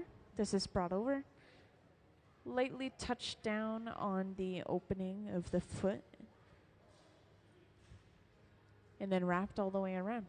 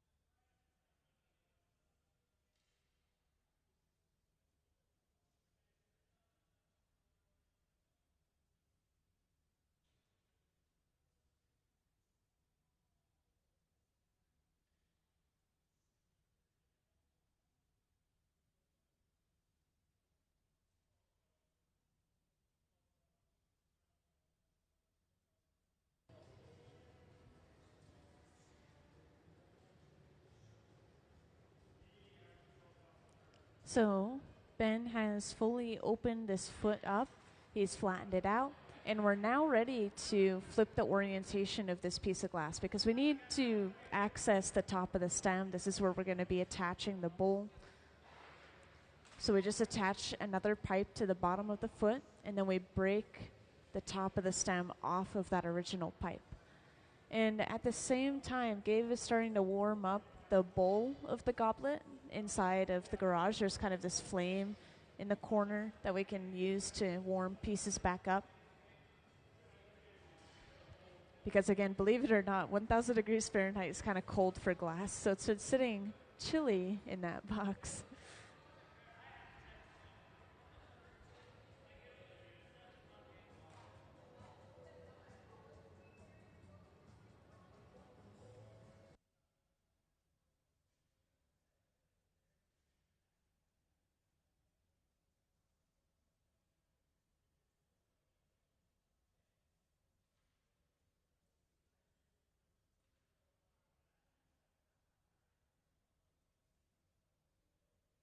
And don't blink or you'll miss this. But we are just about to connect these two pieces of glass together. It's seriously done in one go in just a couple of seconds.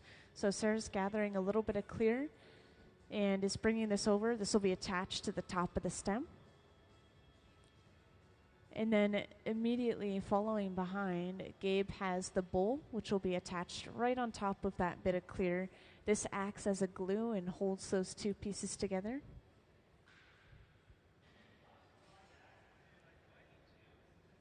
And just like that, we have all of our pieces assembled. And we're just going to heat everything up, straighten everything out, and then prepare to break it off and put it away.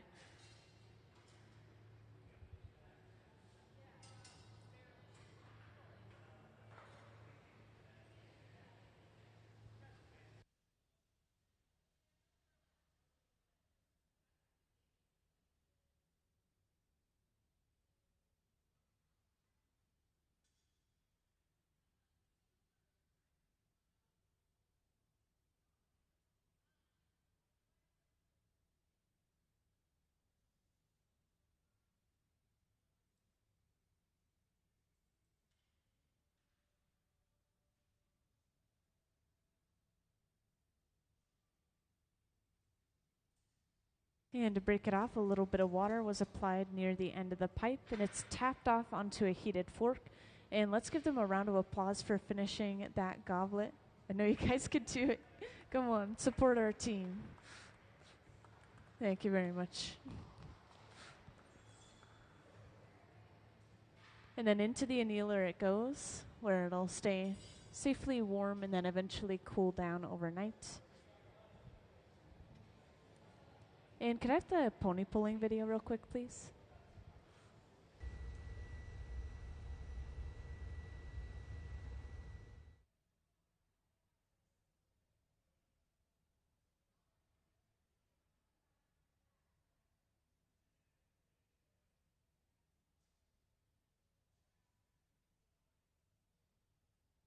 I just like to show this off every once in a while. It's super impressive. It's a video of Nick, who he works here charging the furnaces, fixing equipment, making tools, but he's also an incredible glass artist as well. He's made thousands of these, apparently. And it makes sense because he whips it out like it's nothing.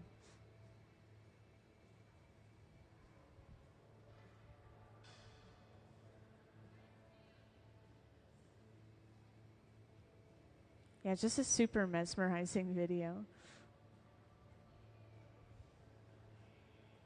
When it comes to these glass animals that are pulled off of the pipe from just a molten bit of glass like this, you'll also see things like swans and I guess variations of those animals as well. So you'll see like a giraffe made. Maybe they'll stretch the neck really long.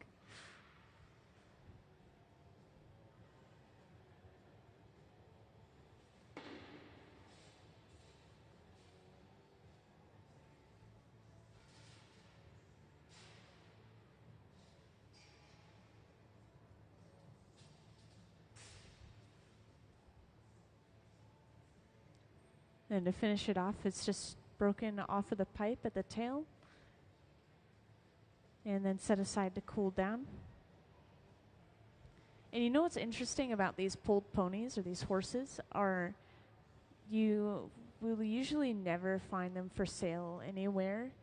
It's almost kind of taboo more than anything for a glassblower to sell them. So usually if somebody has them, it's because they were gifted that horse by the artist who made it.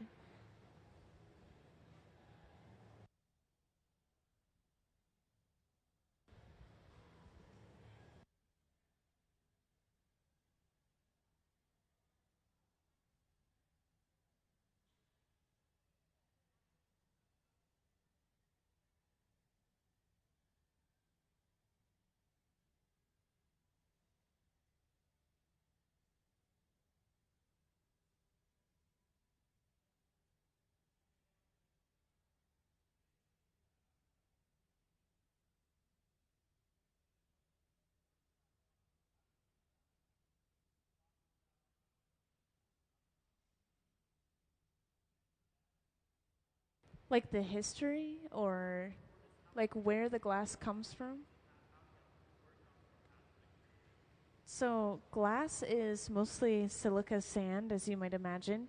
The glass that we use specifically is a soda lime glass, so it has soda ash and limestone in it. And apparently this mixture specifically has a little lithium, which makes it really soft and maybe hot for longer. It's a really nice mixture that we use here. And it's all just thrown into the furnace, which is, of course, the tank with the closed door in the back. We have one on that side as well. Just the ones with the closed doors hold glass. And it's just melted down into a puddle in there. It's a lot like gathering up honey on a wooden dowel. And as for the materials themselves, I'm not sure where they source them. I think these guys would know. They've been working with glass for a really long time, but I know that we use a company called Spruce Pine. Yeah, interestingly enough. Yeah, of course.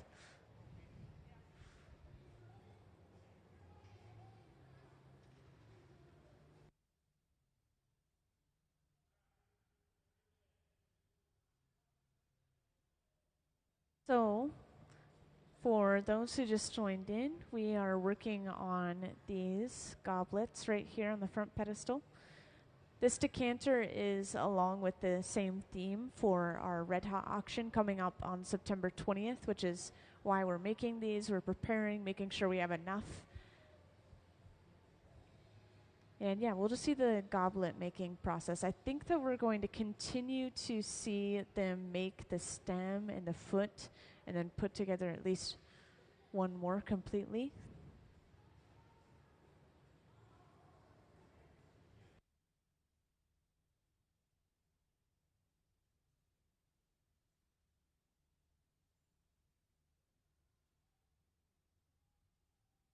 So this I might have missed earlier. Ben blows a small bubble of clear glass, heats it up, stuffs it inside of a mold on the floor, and this mold has all these inward facing square shaped spikes that push into the glass, and that creates that repeating diamond pattern for the stem.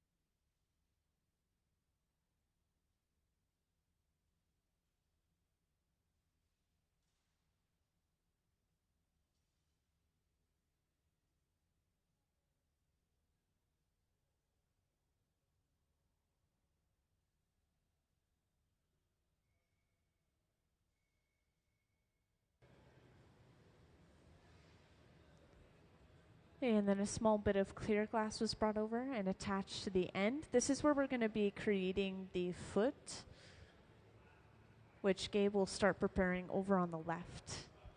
And the foot itself is a blown bubble. It just starts off as a blown bubble of glass, which is then opened up into that plate-like shape.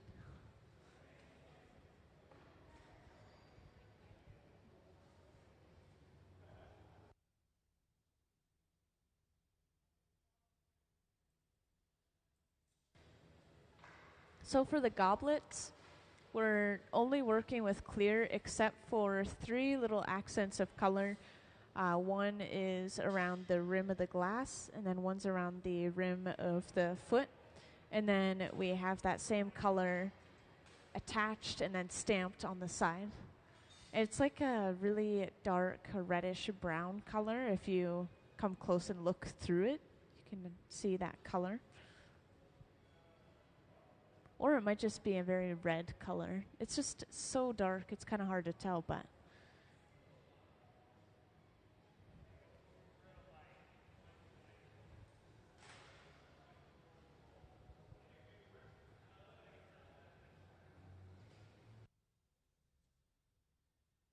yeah, speaking of color though, we are using color over on the right. And this one is a powdered colored glass, I believe. I don't think it's a frit. I think it's finer, but same idea. And they're just making some medallions over there. So they're stamping the molten glass over and over again.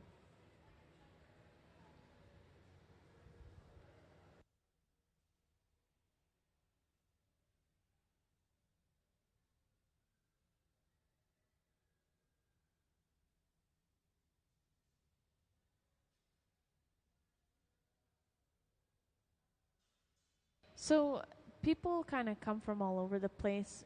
The people that work here full time at the museum, they've been here almost since the museum opened, a lot of them. And we do have kind of apprentices that we'll take on every once in a while. Like we have one on the floor today, Stina in the back. She's gathering out of the furnace right now.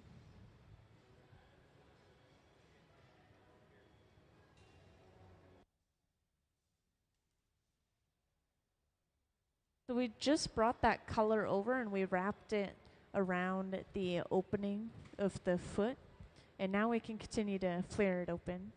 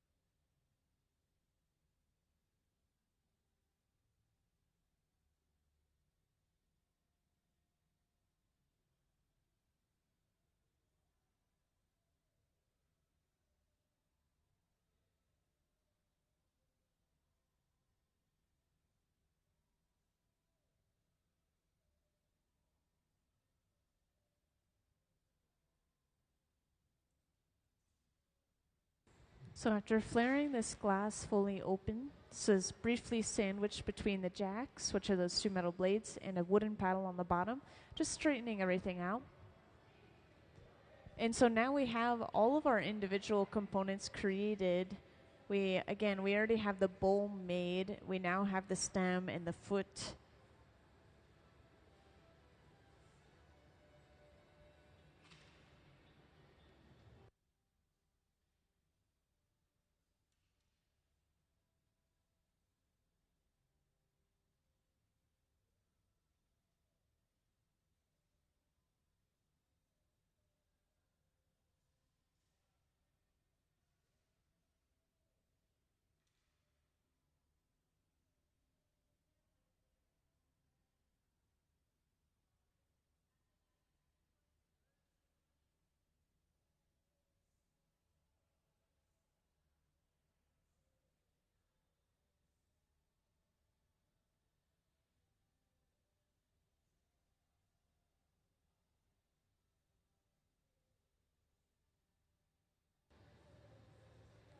So we've just attached another pipe to the center of the bottom of the foot. And we broke that entire piece off from the pipe it was blown on. And what this has done is it's basically flipped the orientation. So you can see now we have access to the top of the stem.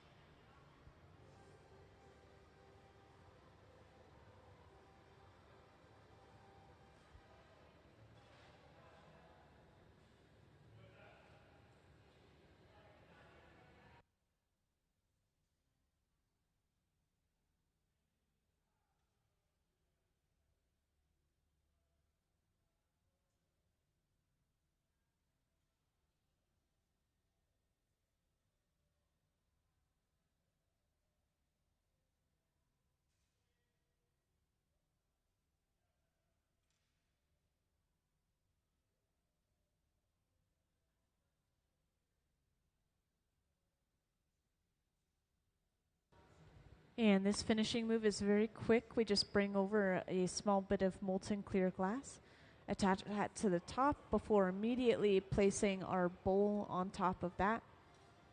And we now have all of our pieces of glass assembled.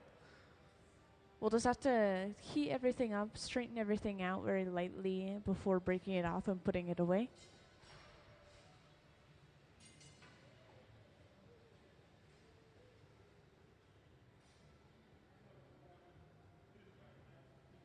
Yeah, you guys already seem impressed, but I wanted to point out that this is a very technically challenging thing to make. All those small pieces. If we heat it up too much, it's going to move around like crazy. If we let it get too cold, it's going to crack and fall apart.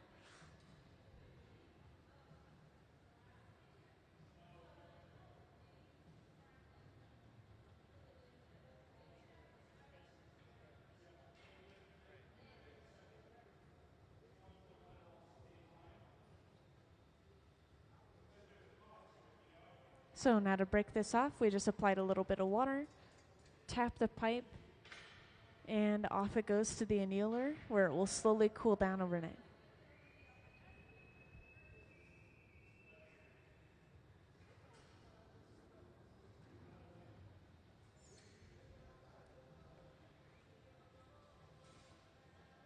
Yeah, we have a good handful of goblets in there already, and I don't want to jinx it, but nothing is broken yet today.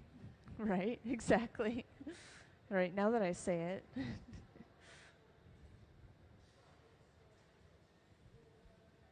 Did you have any questions about what's going on over on the right? Oh, nice. Good.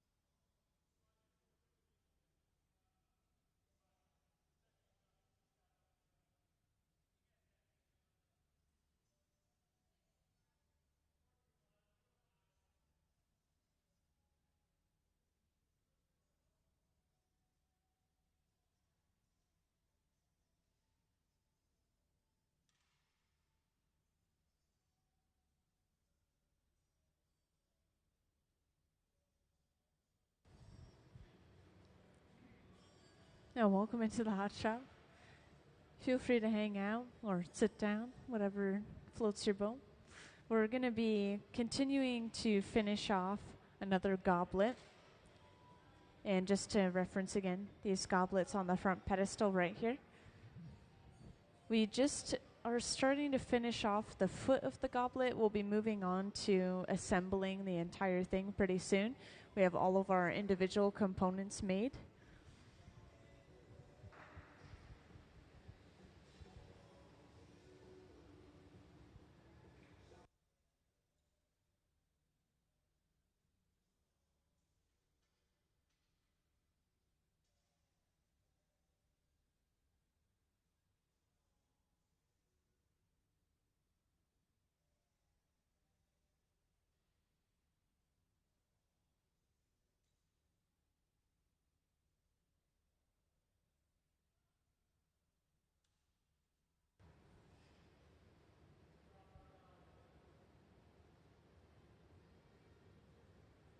So the center bench, Sarah's bringing over the punty, which is a pipe with this clear attachment.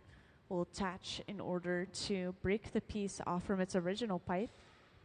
And there you saw we broke it off quite literally with just a little squeeze of the shears and then a tap of the pipe.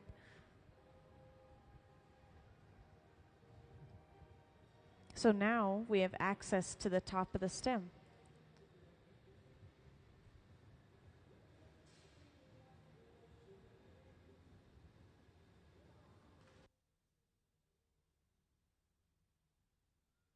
And things move very quick from here. We bring over a small bit of clear glass and use that as a glue to attach the bowl to the top of the stem.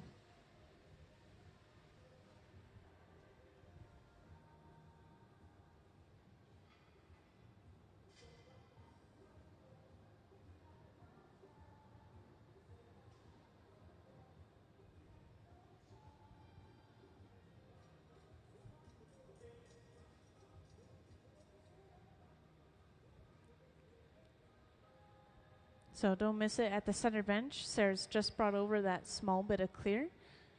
This is attached, again, just to the top of the stem before immediately attaching the bowl of the goblet, meaning that we have all of our pieces assembled and we'll just start getting ready to break it off and put it away.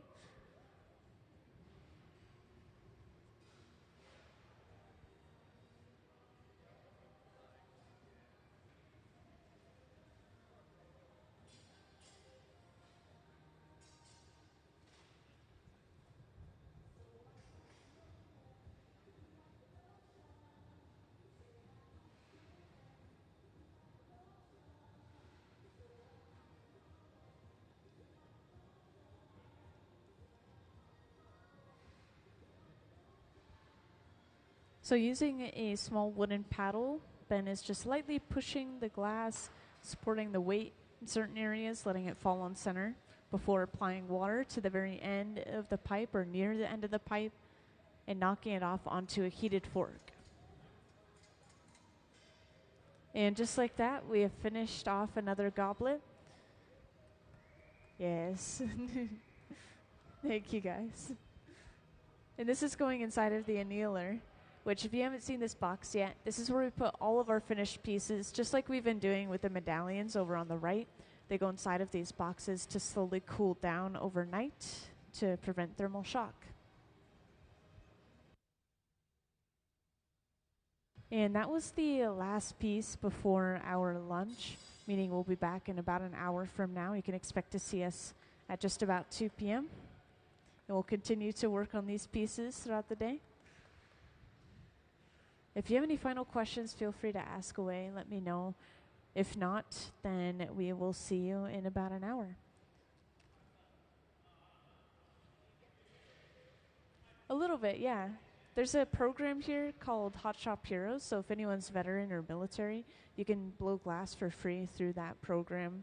It's a full session, I think about 6 weeks. You come in once a week in the evening, so it pairs well with people's work days, and then you all sit together, you eat dinner with the instructors like me, and then we all blow glass together in the evening. It's just, yeah, it's amazing.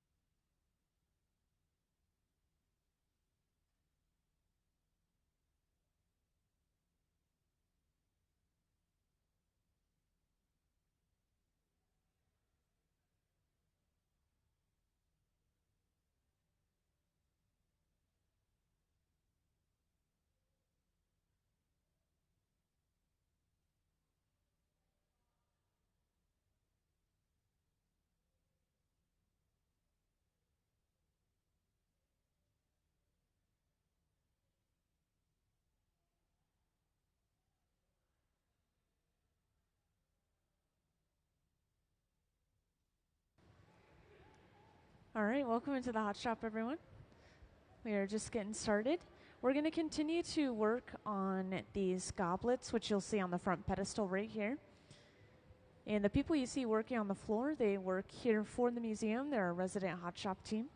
And they each have about 20 to 30 years of experience working with glass. So they'll make everything that you see look very easy, but that is just a very trained hand. And specifically these goblets as well as this decanter, this is being produced over and over again for our Red Hot auction coming up on September 20th.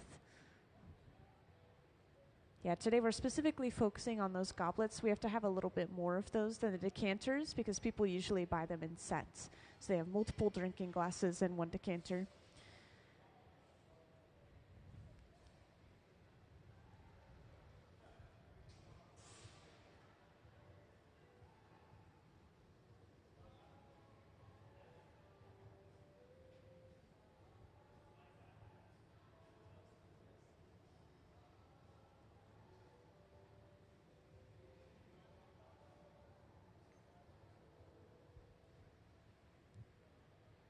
And welcome into the hot shop, those who just joined in. Yeah, we're working over on the left bench just to start off. And for those who haven't seen or heard this yet, we're going to be working on these goblets right here on the front pedestal. So you can use these as reference. And I think we're just making as many as we can today. They have to make about 50 of these, I believe, total for the Red Hot auction on September 20th.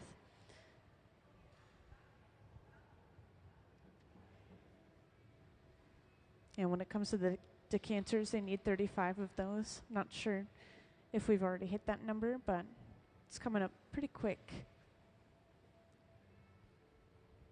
Okay, just to start off with a little overview of the hot shop, Ben has just gone inside of this tank with the closed door. If you may have noticed, this is where we hold the molten glass itself. So he's just picked up a nice ball of glass on the end of his pipe.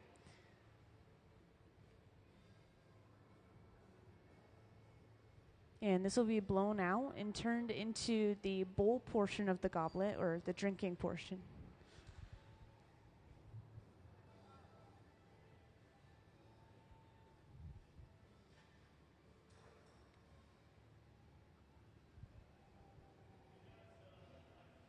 And over on the right, we have a couple others who are also going to be working on making medallions throughout the day. And these medallions are a little bit self-explanatory, but we drop molten colored glass onto the table, and then we stamp it with the Museum of Glass logo.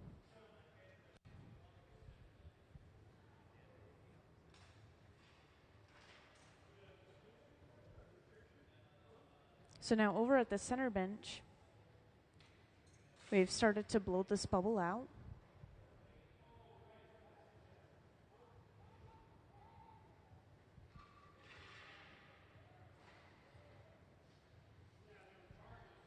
And we'll be using these two blades a lot that Ben is using right now. These are the jacks.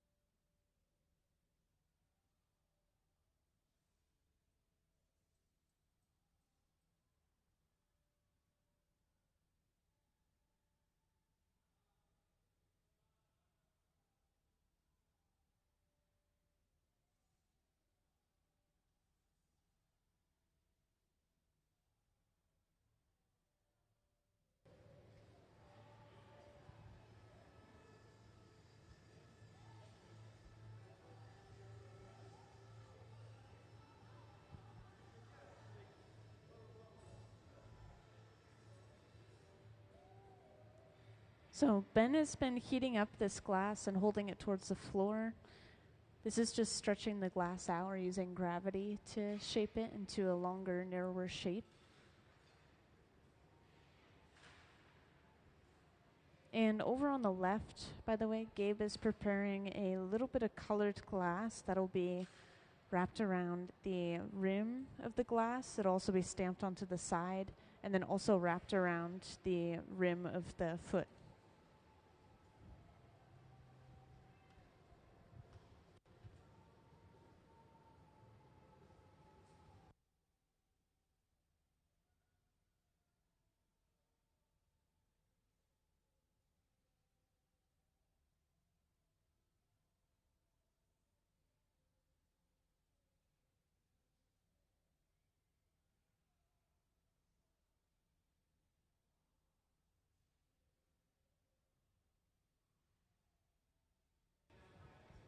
And next we'll start bringing over 2 bits of clear glass. We've just attached the first one.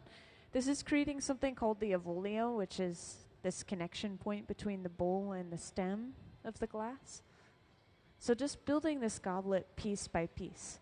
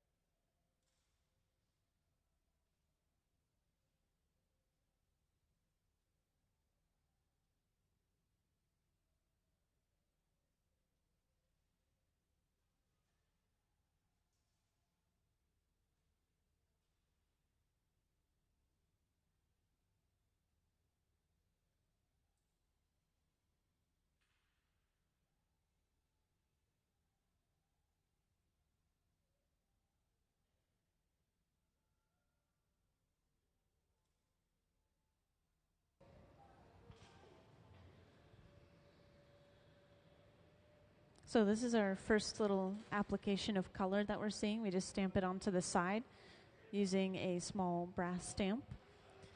And could I have the image of color bar real quick, please? So I just want to show you all where the color even starts off in the first place. So we get these shipped in bar form. This is solid colored glass through and through. Different metals, minerals, and oxides mixed in to get these various colors.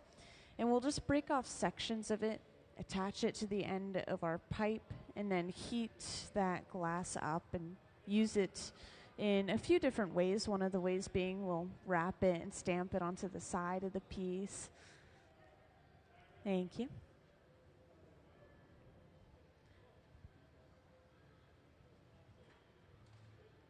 And next, what we've done here, we've attached a pipe to the opposite end, and we've broken this bubble off of the pipe that it was blown on. So now we can start to open it up and finish off the rim of the glass. Oh, and just to mention real quick, we usually make a handful, a decent amount of the bowls for the goblet. We set them all aside, and then we start making the stem and the foot and assembling them all together at once. So we can expect to see maybe up to 4 or 5 more of these made before we move on.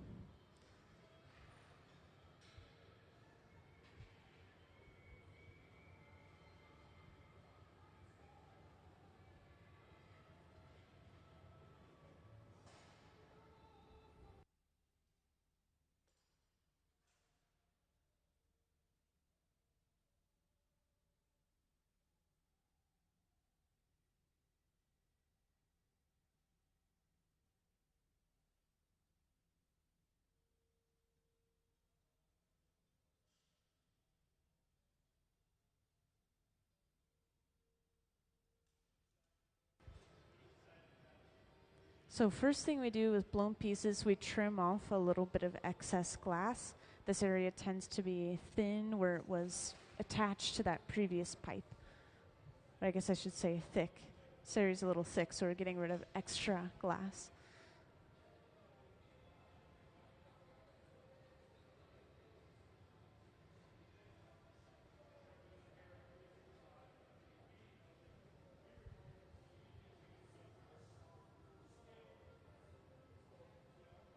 And now Gabe comes over with our color. This is touched down just on one little section of the opening of the piece, and then as we turn away, this follows and wraps all the way around the opening. So now we have a lip wrap. It's what that rim of different colors is called.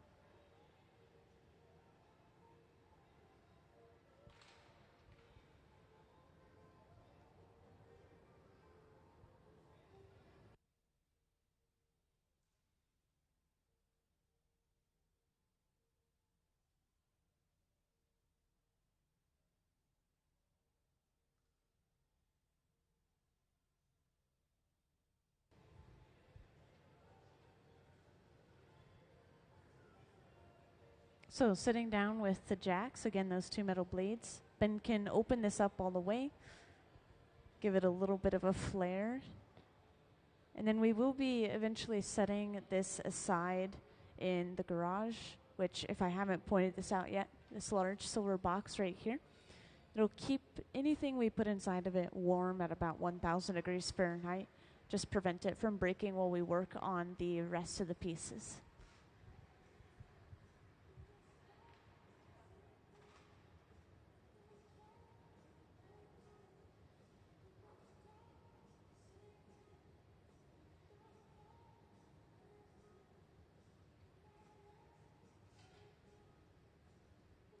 So Sarah brings over a preheated tray,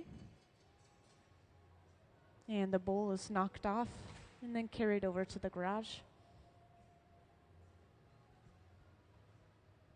And I know a lot of you guys missed the beginning, so don't worry, this will be repeated. We're going to continue to make a few more of these before we move on to actually assembling the goblets.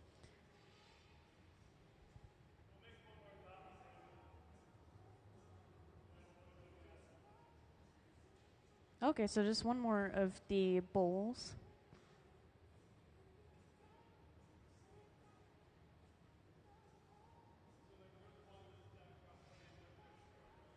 And I realize I haven't really given an overview of the hot shop. If anyone's curious about the temperatures, that's something that I'll explain real quick. So, again, all of our glass is coming from that tank with the closed door that Ben is dipping inside of right now. And inside of there, we have a giant ceramic crucible filled with molten clear glass at 2100 degrees Fahrenheit. And at that temperature, the glass is textured a lot like honey. So quite literally like honey, we just stick our pipe into it and then turn, and it gathers up a ball on the end.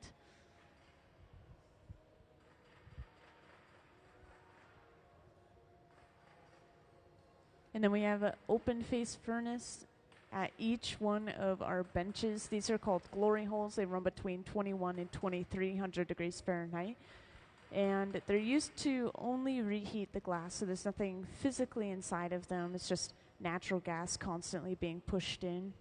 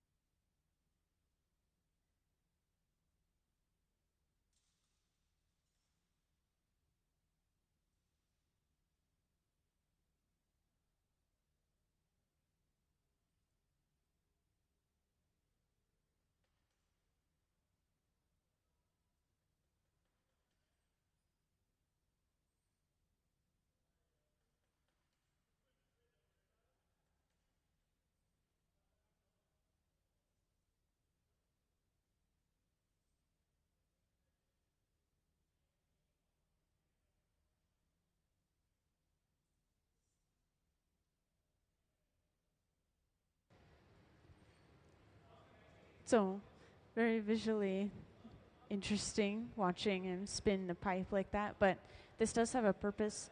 We're trying to stretch the glass out, give it a longer, narrower shape. So we could just use gravity, hang it towards the floor, or we could create centrifugal force, outward pulling force from that spinning.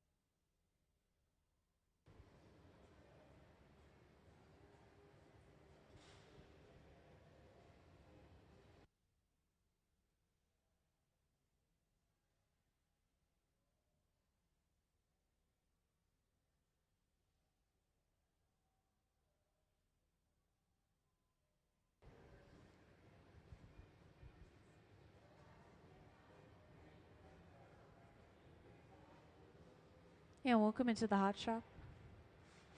I just want to quickly introduce what we have going on for anyone that wasn't here for my initial introduction. So we're going to be making these goblets right here on the front pedestal. And we are specifically making these for our annual Red Hot auction.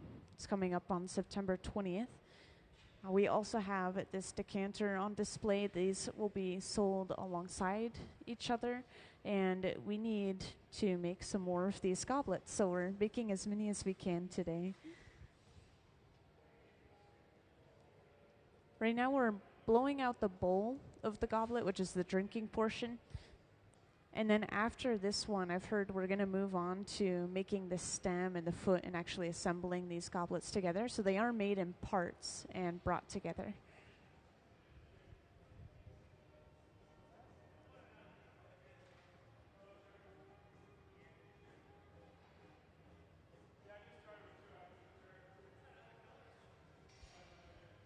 And just to mention, if anyone ever has any questions, feel free to grab my attention and let me know.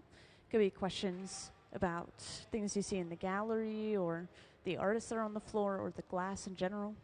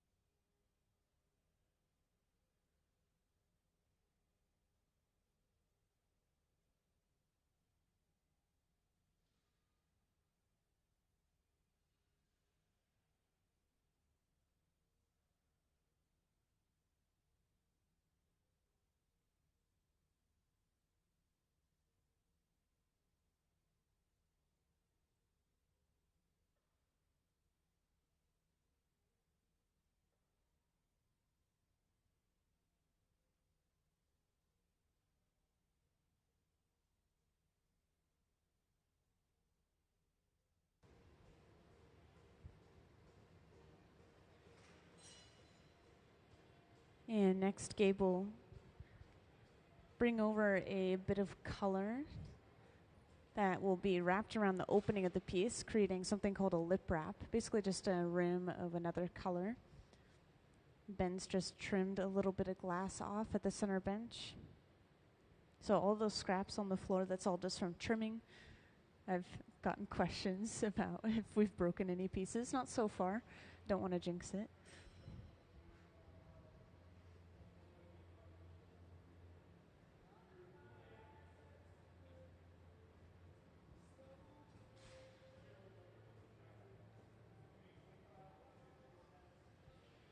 So that color is sharpened into a point, touch down on the lip of the piece, and then as we turn, it follows all the way around.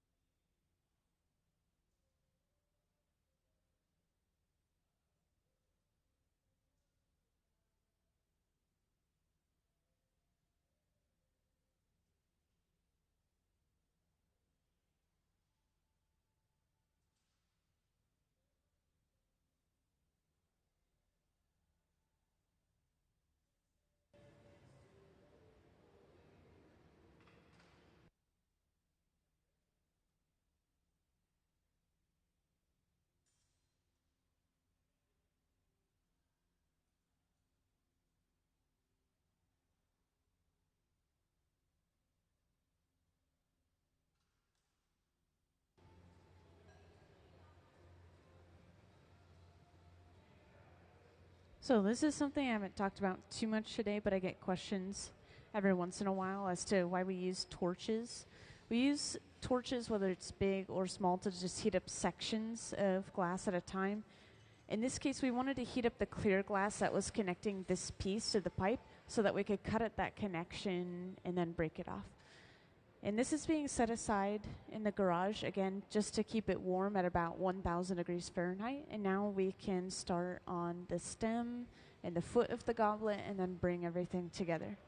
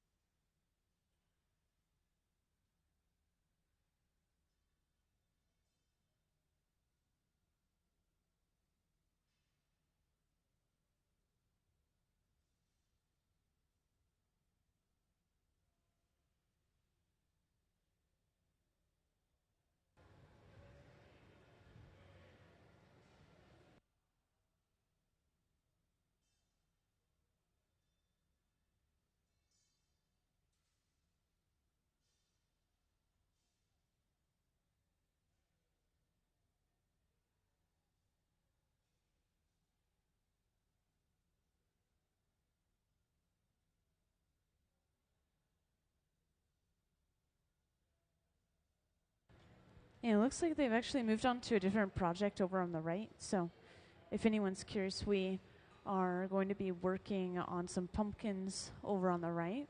This could be very satisfying to watch. And just speaking of pumpkin making, we do have workshops coming up on the 27th and 28th of this month where you guys can make your own pumpkins. And this is also happening next month.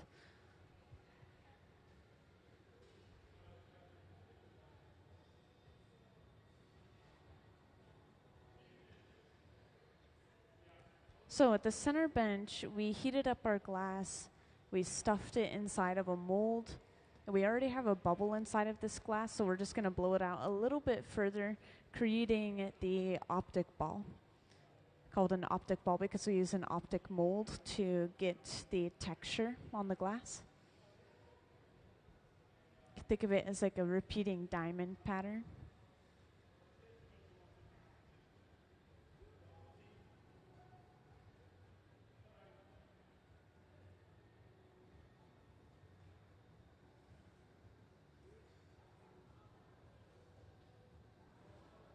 Oh, sorry, what? Oh, the goblets? The goblets are for the Red Hot auction specifically, so we don't sell them outside of the auction. I think that's the one and only time that people can buy them. And they're very limited too. They make this theme each year, so it changes year after year. And so each single one, well, I guess we make about 50 of them, but that's it. It's the only ones that'll ever be made with this specific patterning and coloring and everything.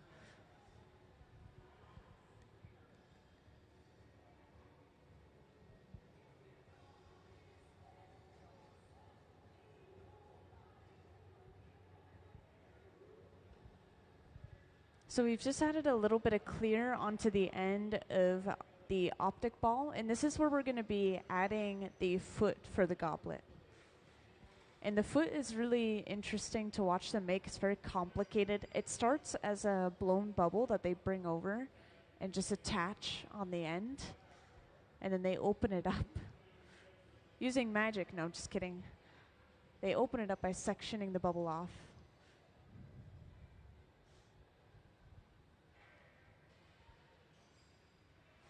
How do they make the what?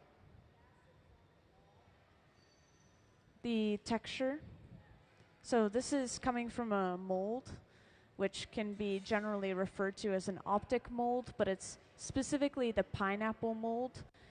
And I'll show you an image of that mold in a second after we see the foot making process. So we're dropping a bubble of glass onto the optic ball. This is going to be sectioned off, that end section broken off, and then we'll flare it out into that plate-like shape. And can I have the pineapple mold for just a brief moment, please? Thank you. So I wanted to show this off for you who asked me about the mold that's up on the screen now. It has all these inward-facing spikes that are very square. So when they push into the glass, if we blow the glass out from there, we end up with these repeating diamond or square patterns across the surface. Or if we gather clear glass over top of those dimples, it traps air bubbles like the image on the right. So that's what I usually have to explain, which is why the images are together. But yeah.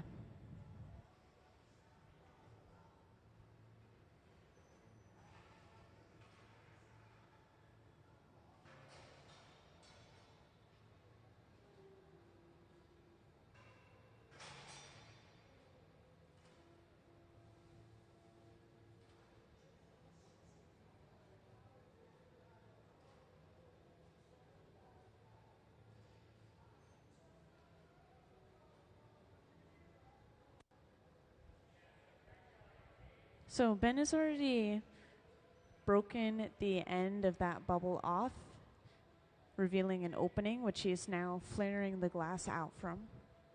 And we do have that same color we used around the rim of the bowl that we're going to be using for the rim of the foot as well.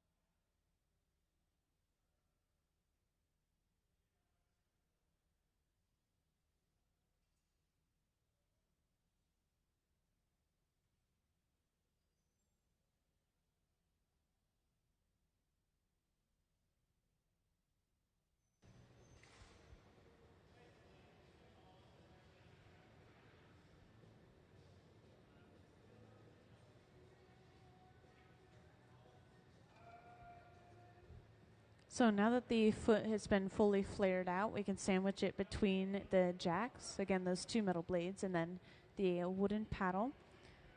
So now we've straightened it out, and pretty soon here we'll be bringing our two pieces of glass together to finish off the goblet. And you'll notice where we want to put the bowl is at the top of the optic ball. So we need to flip the orientation of this entire piece of glass that's connected to the pipe right now.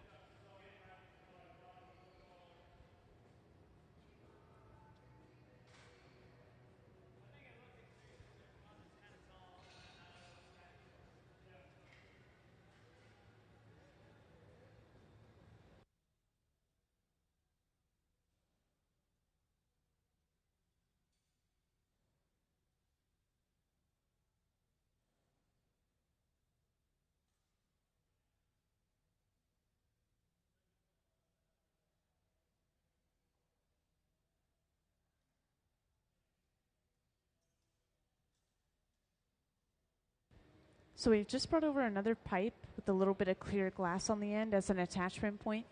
We've attached this to the center of the bottom of the foot, and then to break the piece away, we just apply a little pressure with some cold tools, and then the piece pops right off.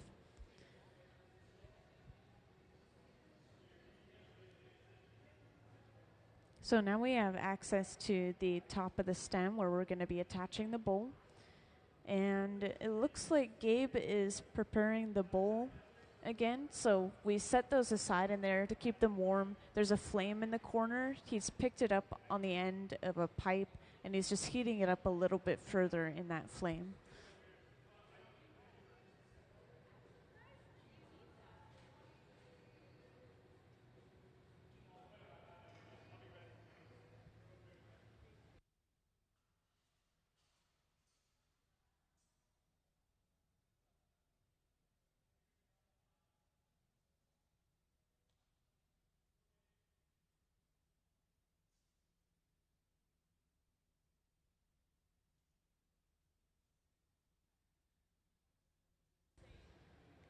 We actually just grabbed even more glass out of that tank with the closed door.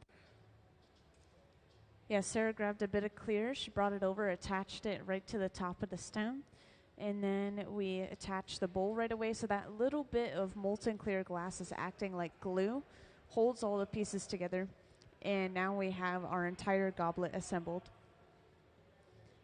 But yes, inside of that tank with the closed door, now closed door anyways, is the glass furnace. Right here with the closed door, the glow is kind of emanating behind it, right there in the back. And then there's one on this side too. It'll probably be a little bit easier for you guys to see from where you're sitting right there. Yeah, it's just a crucible filled with molten clear glass inside of it at about 2100 degrees Fahrenheit.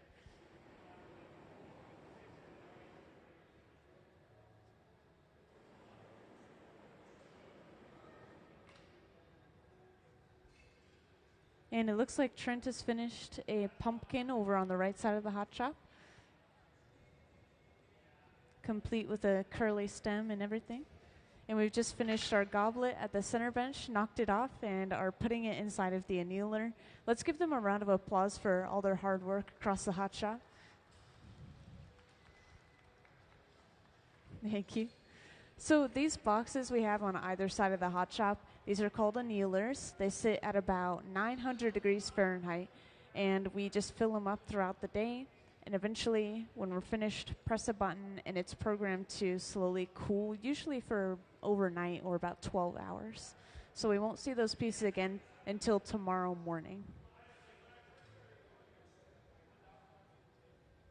And this is a continuous process, so we already had created multiple of the bowls of the goblet. So we're going to probably make at least one more stem and assemble another goblet.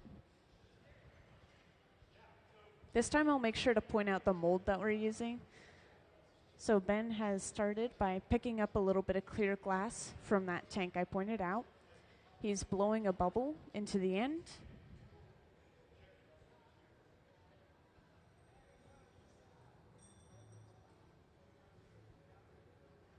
And then this will be heated up and stuffed inside of a mold that is on the floor just to the left and in front of him, in front of where he is facing right now.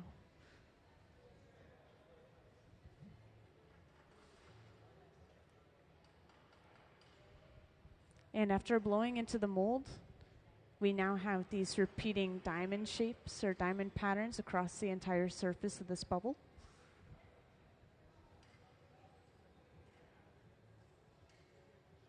And I like to point out it's the same pattern that they use for holiday ornaments, that same repeating diamond pattern.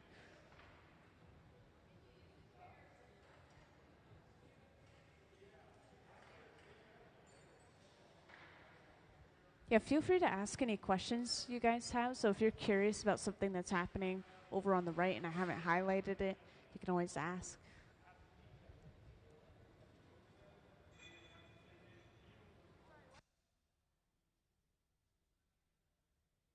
Yeah, so all of our tools are made out of stainless steel, including the pipe, and also including these tables that we rolled the glass on. Yeah. Apparently, steel is a pretty poor conductor of heat, so it only travels maybe about this far down, and then as long as we avoid touching that area, we're fine. Yeah. I really like to compare glass shops, hot shops, to maybe kitchens, as long as you're not touching the wrong part of the pan, aka the pipe, or as long as you're not, touching the hot food itself, the glass, you're going to be okay.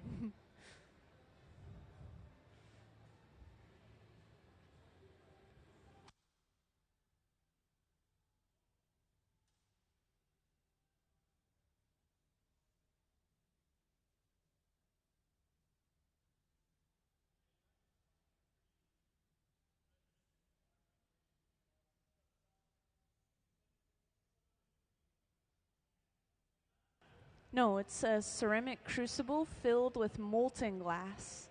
And so it's already melted down. It's just liquid glass. But it starts off as sand, yeah. It starts off as mostly silica sand. It has a little soda ash, a little bit of limestone. So this is specifically a soda lime glass that we use in this hot shop.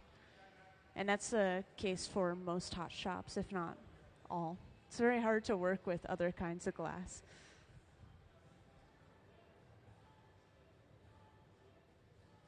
So we've just blown another bubble. We brought this over. We're dropping it onto the optic ball or the stem. And this will be opened up into our foot for the goblet. And I know you guys just joined in, so I wanted to point out these right here on the front pedestal. And for anyone else that hasn't seen these yet, again, this is what we're working on right now.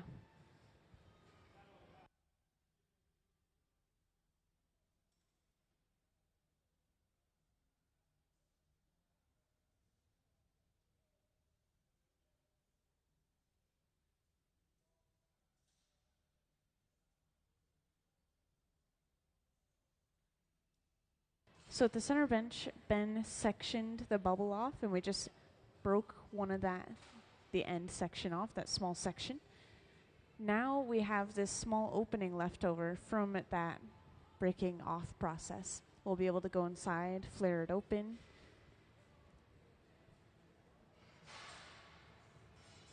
Also, you notice that we have glass left over on our pipes whenever we bring something over or whenever we break something off of another pipe. So we dunk the pipe in water, and that'll shock and crack and break the glass off pretty quickly so that we can load them back up into the pipe warmer and use them again.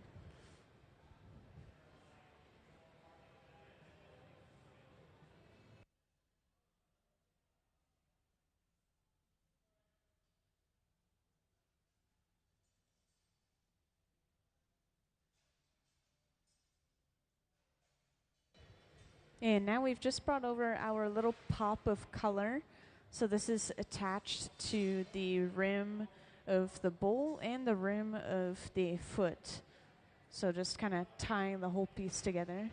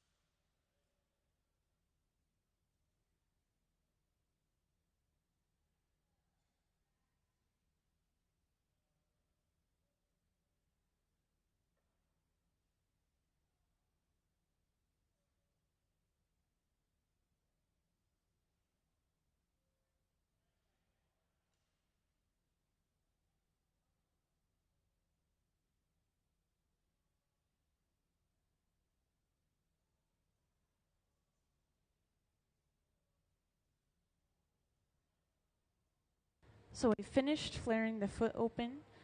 We'll pretty soon be bringing over this pipe that Sarah's working on, attach that to the center or the bottom of the piece, and then we'll be able to basically just flip the orientation of this glass. Also, we are working with something pretty interesting over on the right. We're working with something called cane, which are kind of like these sticks or rods of colored glass. And we have them sitting upright inside of a mold, just kind of holding them. And that's how we ended up with those white stripes in the last pumpkin. So you'll see him pick it up this time. Stuffs it inside of the mold. He gives it a little puff of air. And then when he comes out, we have all those sticks of color just on the outside of the bubble.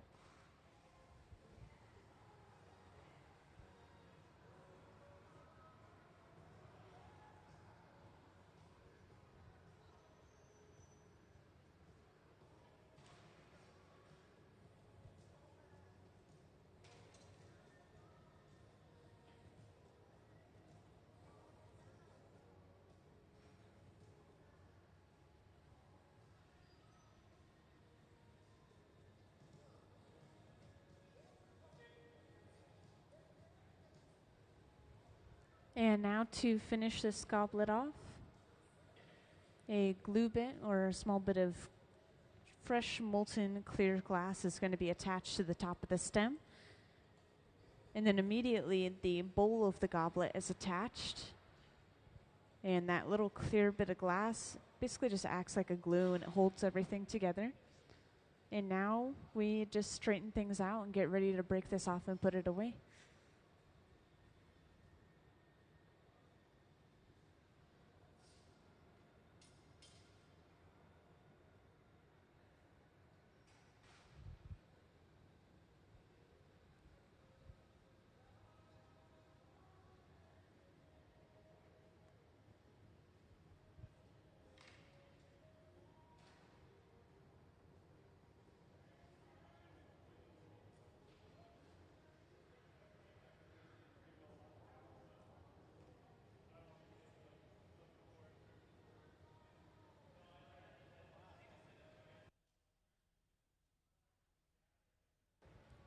So now we break this off onto a heated fork. We just don't want our hot glass touching anything cold. It'll suck the heat out and break it.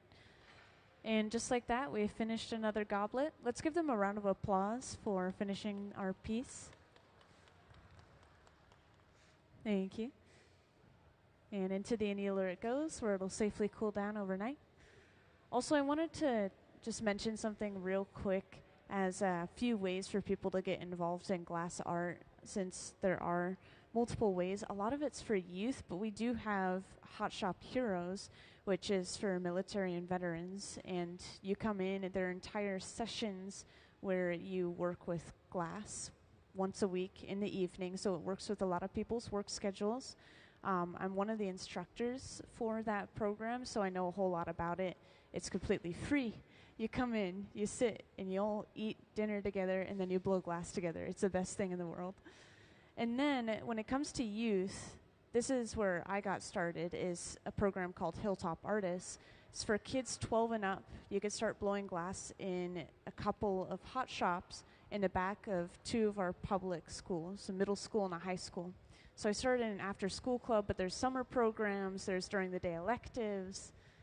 And then for even younger kids, 12 and under, they can submit a drawing that has the chance to be turned into glass art, just like you'll see in Art Alley, kind of along that entire wall of the museum.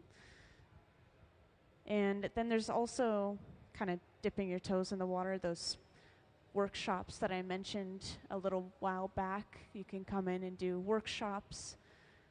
But yeah, a lot of that programming, other than the workshops, is free. It's all just completely free. So lots of ways to get into it. I highly recommend it.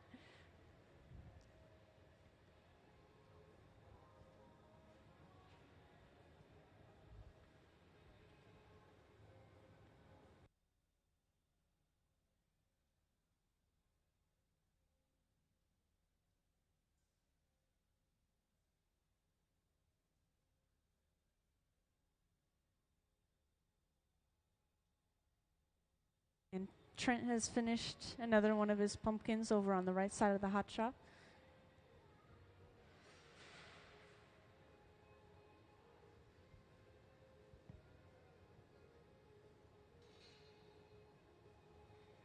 Yeah, let's watch him. Could we get a view of this? It's kind of closer to the front. Yes. There we are. I just want to see if we can capture the stem making process. It's really satisfying to watch them twist and twirl that glass.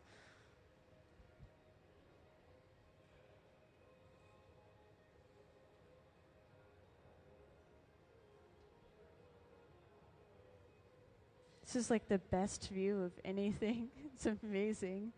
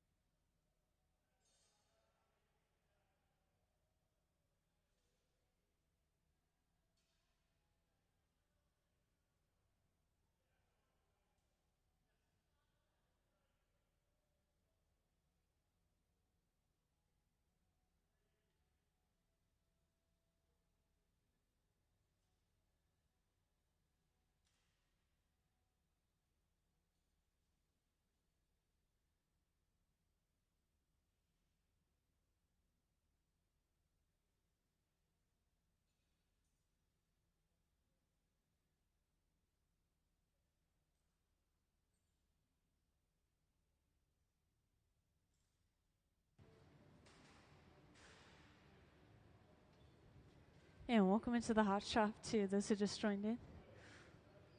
We have our resident hot shop team on the floor today, so these guys work here for the museum. They'll help visiting artists that come through, they'll make store items, and today we are specifically making some items for our upcoming auction on September 20th called Red Hot. And this is something that we host each year at the museum in the Grand Hall, and each year we come up with a theme, and based off of this theme, we'll create sets of goblets and decanters. So specifically, this is our theme this year. We make about 35 decanters and I think about 50 goblets. And we're finishing off some more of these goblets today. And you guys came in at a good time. You're going to see us put one together fully. So we're just finishing off the foot of the goblet at the moment. This starts as a bubble, and then it's opened up, flared out into a plate-like shape. And to add some pops of color, we're bringing over this solid piece of colored glass and wrapping it around both the rim of the foot and the rim of the bowl of the goblet.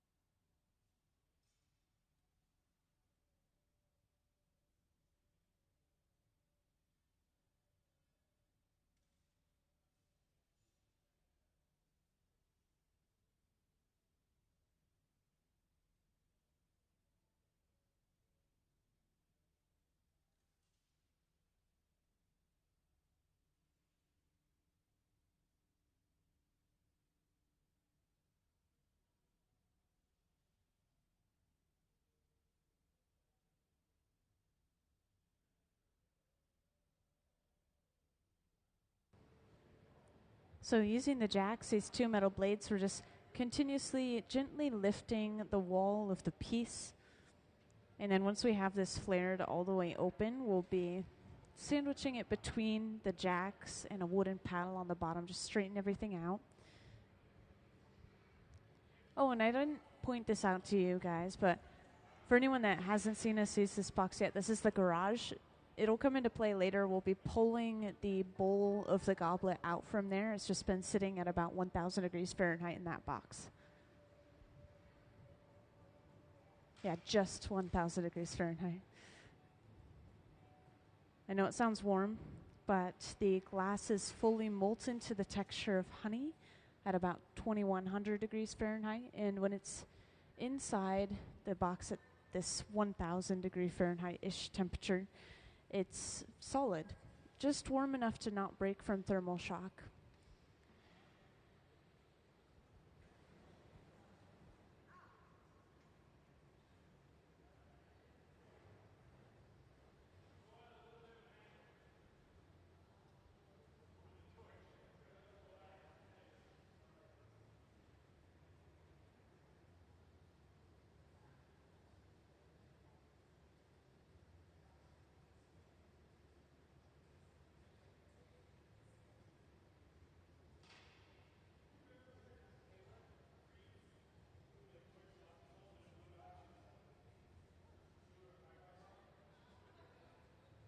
And next, we've brought over another pipe. This is attached to the center of the bottom of the foot.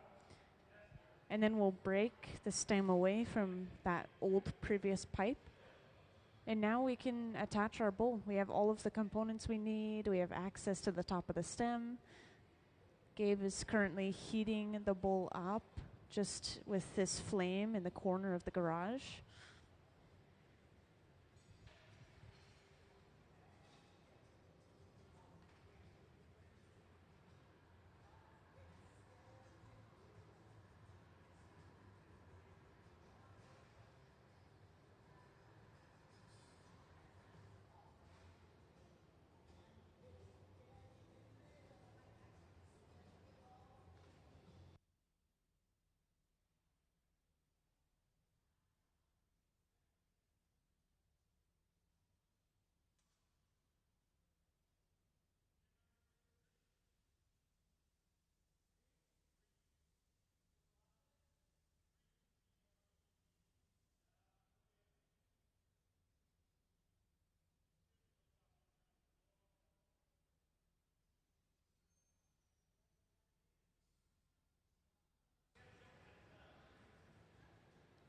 So now we bring over a small bit of clear glass. This is attached to the top of the stem before we immediately attach the bowl.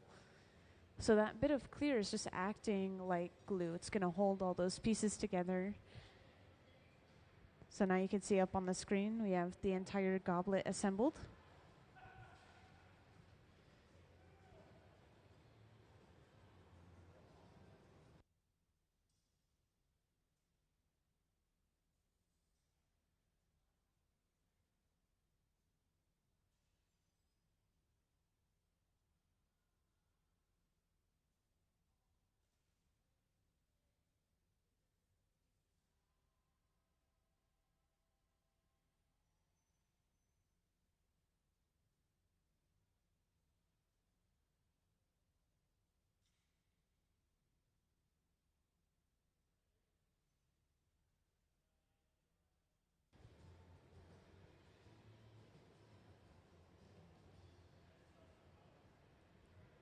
So after lightly heating up the goblet, Ben is straightening it out with a small wooden paddle. What he's doing is he's mostly supporting the weight, maybe making very slight adjustments as gravity pulls it on center. And then this is it. We apply a little bit of water near the end of the pipe that cracks a connection, and then we tap the pipe to pop it off.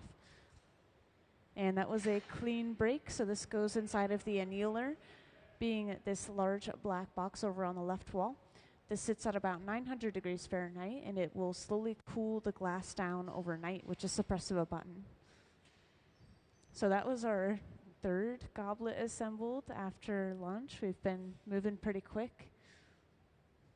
And could I have the pony pulling video, please? I've just been showing this off a lot lately. I just think it's very satisfying and entertaining. It is a silent video. If anyone has any questions about it, let me know. But it's just a single gather of fresh, hot, clear glass.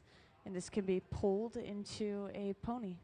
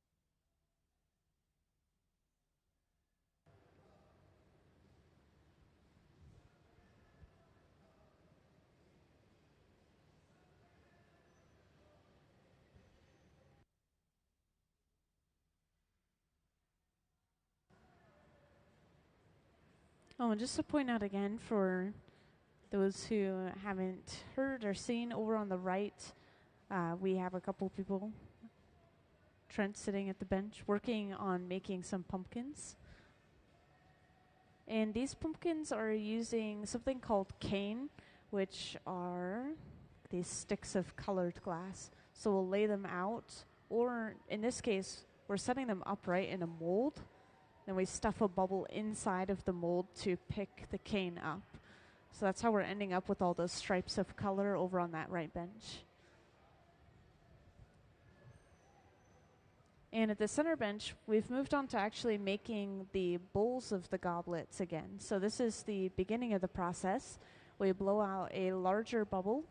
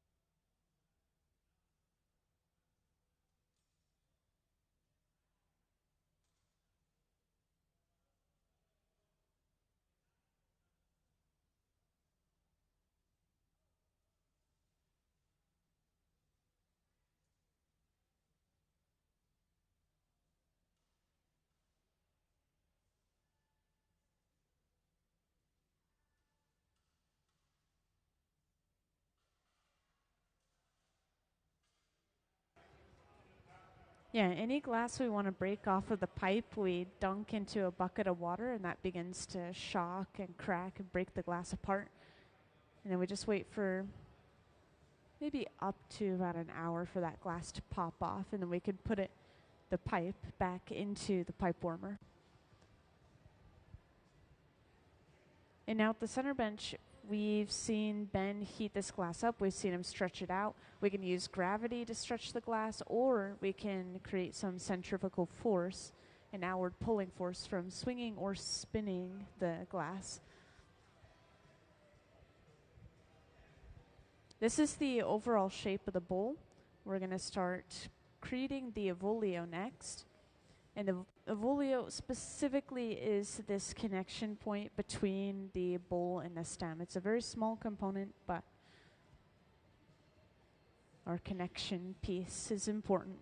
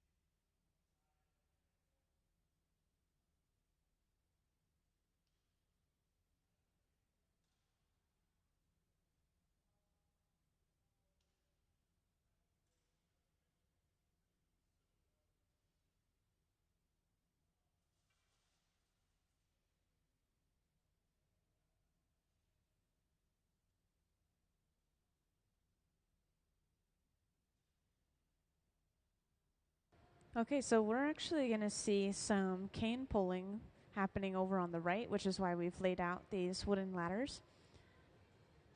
I know I'm not alone in this, but a lot of people, and myself included, find this very satisfying. It's not like pulling taffy. They create this cylinder of colored and clear glass, and they pull it between two pipes, stretch it out across those wooden ladders. And then this again is eventually broken into these kind of pencil length and pencil width sections of glass called cane. And then we use this to create striping in our pieces.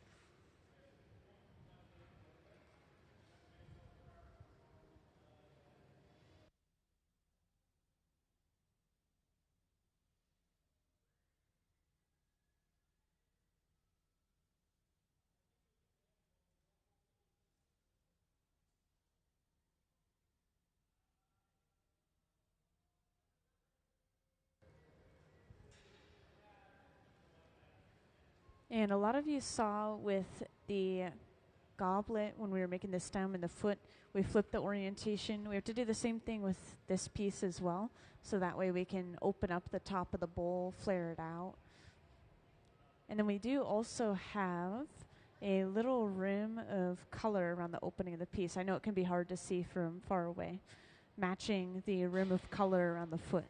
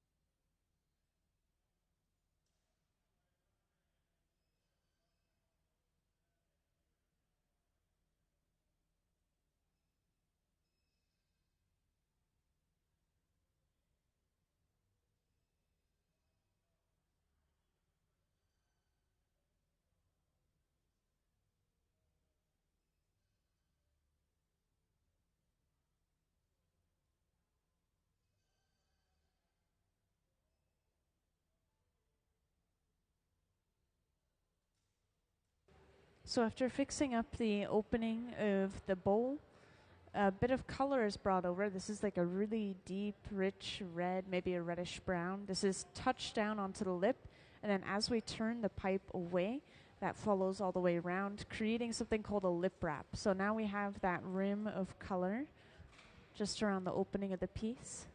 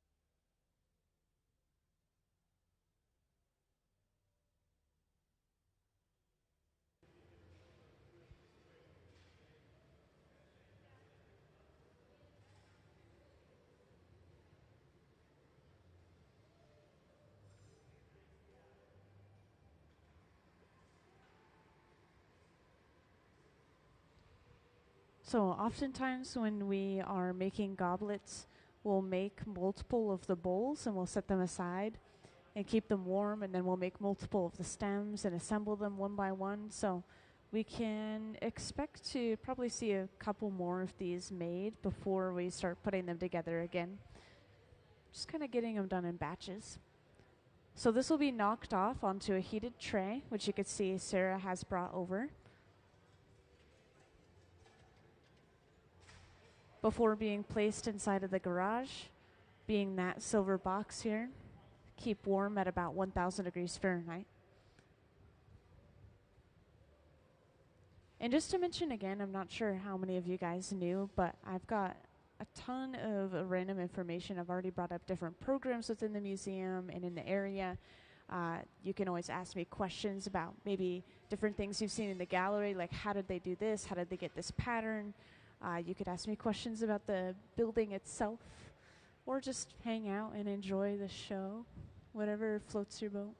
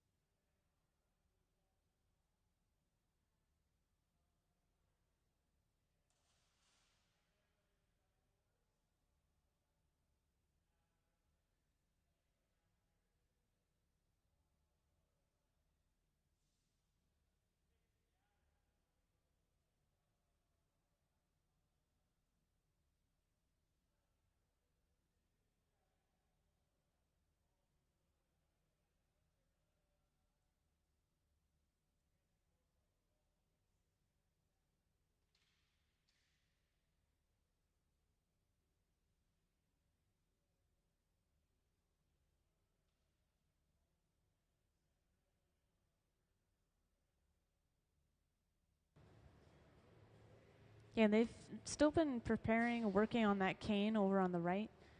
That's what Trent is working on right now. He's gathering another layer of clear glass over top of that color.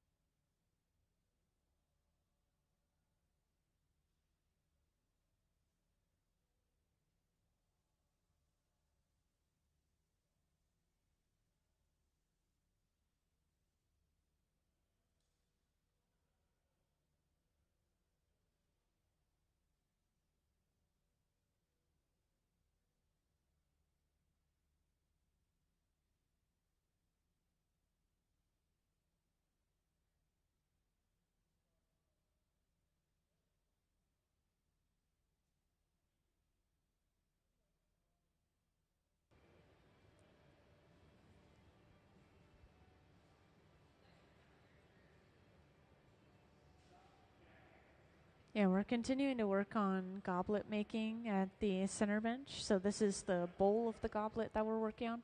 And then over on the right, we're getting ready to pull some cane, which I'm pretty excited to see. We're going to be pulling it across, attempting all of these ladders here, usually pulled into about pencil thickness. Yeah, this is solid glass all the way through, by the way. It's not going to be hollow like tubing. It's just solid sticks of colored and clear glass.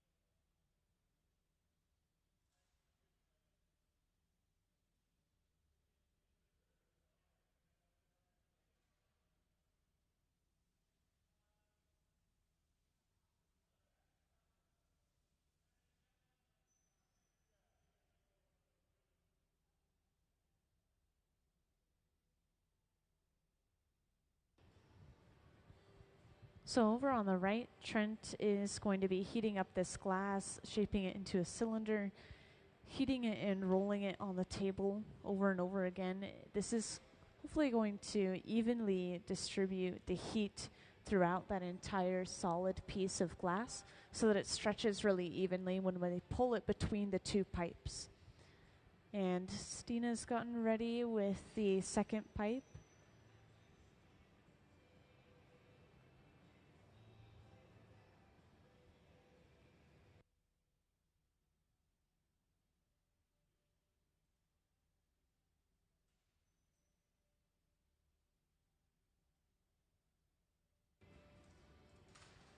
Meanwhile, we're also seeing a little bit of colored glass being used at the center bench at this moment. We just brought over this solid transparent color and applied it to the side before stamping it.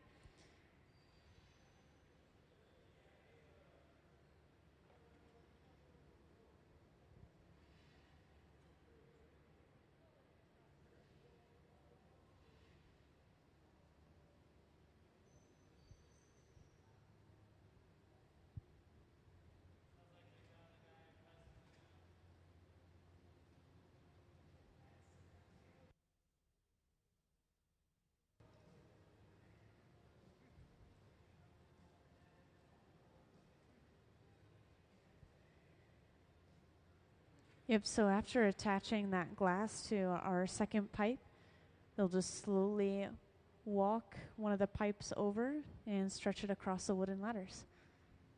In the wooden ladders, by the way, this is just to prevent the hot glass from touching the cold concrete floor, which could shock it and break it.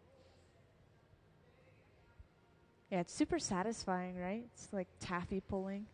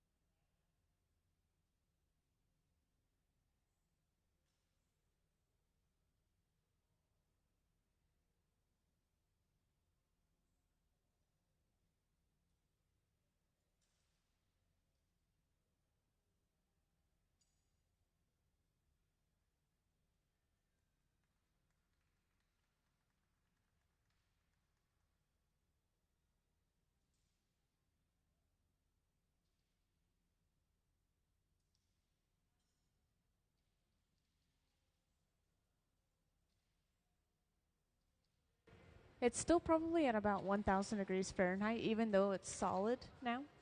And so when Trent is touching it with his tweezers, it's shocking it enough for it to break, and then he's breaking it into more manageable sections.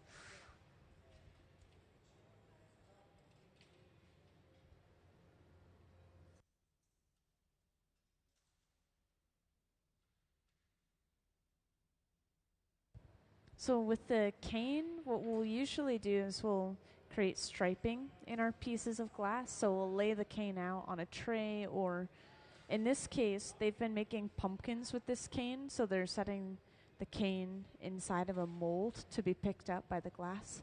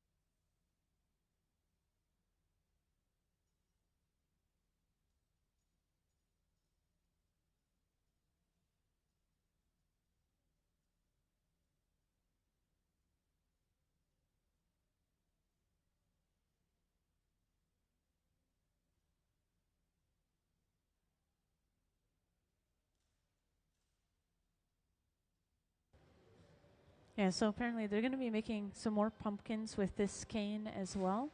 So you'll get to see how they use it. You can see Trent is holding a mold right now. This is one of our various optic molds. It has kind of a star shape if you were to look at it from the top. And so he's going to set the cane upright in the grooves of the star and then stuff the glass bubble inside to pick it up on the outside.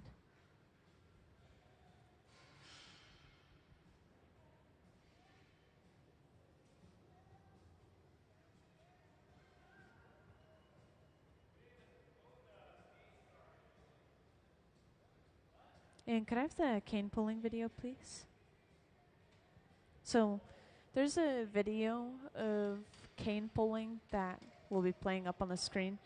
You've already seen the process of pulling the cane, but in this video it shows one way that the cane is used, and that's not a way that we're going to see today. So I just thought it would be interesting for you guys to see how we pick it up on the outside of a bubble usually, and then how we can alter it to get different patterns from just the straight cane.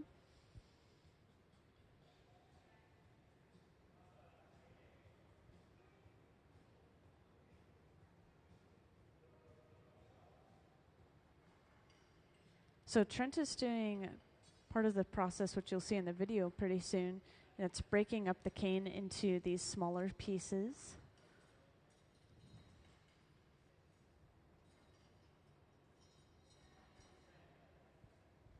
And then in the video, it's also Trent in the video, he picks up the cane on the outside of a bubble by rolling the hot bubble over top of the just barely hot cane.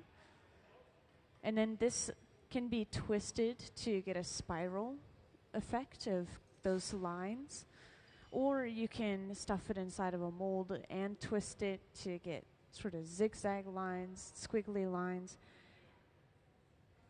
There's so many different complicated patterns you can create with cane, and anything that has those fine lines of color, that is where they start, just those stick straight lines.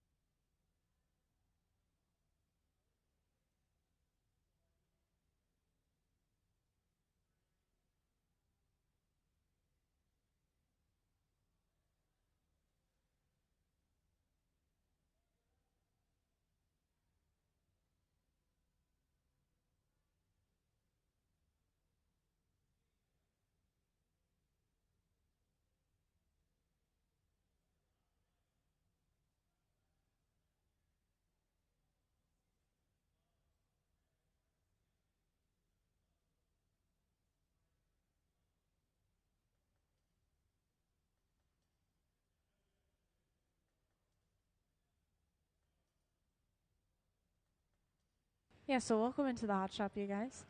We are going to have two different projects happening at the same time. All the people on the floor are working for the museum. They're our resident hot shop team.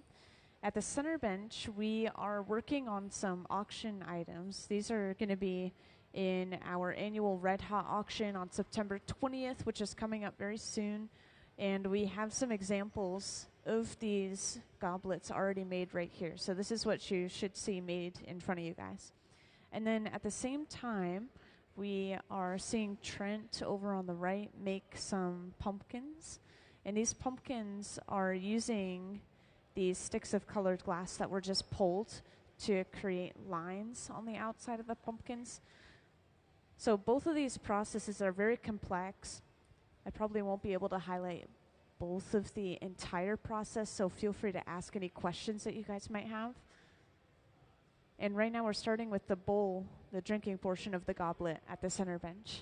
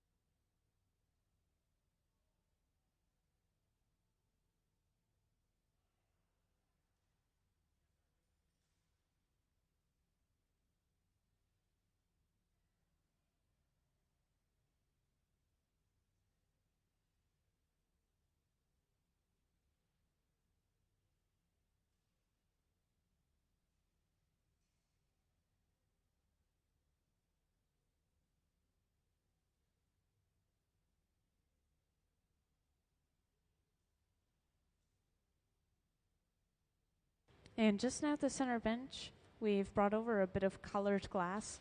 We're not using a ton of color for these goblets, so this is something I'll be able to highlight more so for the right bench. But yeah, this is colored glass soon. Everything is going to glow orange no matter what whenever it's hot. It's so hot, it's radiating light like lava. But as it cools down, this is going to become this really dark, rich, transparent, reddish color. If you look closely at the rim, on the foot and the opening of the piece, you'll be able to see that.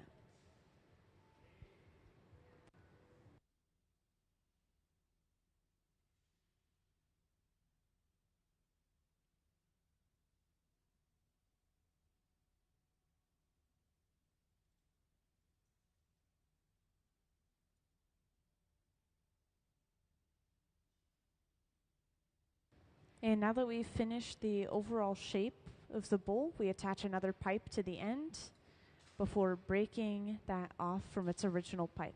So this is when we flare the top open, when we finish the upper half of the piece.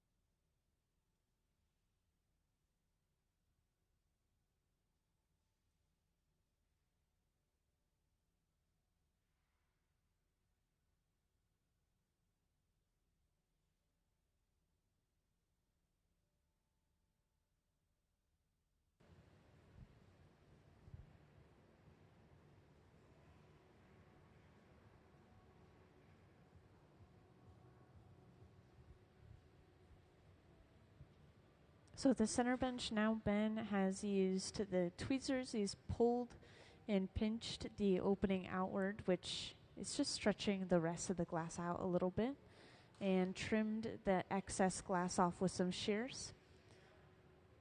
And then over on the left again, Gabe still has that same color that he stamped onto the side earlier, and this will be wrapped around the rim of the piece now. The different colors, they come from different metals, minerals, and oxides mixed into the glass, by the way. A really good example I have is copper oxide. Everyone knows the Statue of Liberty is made out of copper. When it oxidizes, it turns that blue-green. And when we mix this into glass, we get a blue-green glass.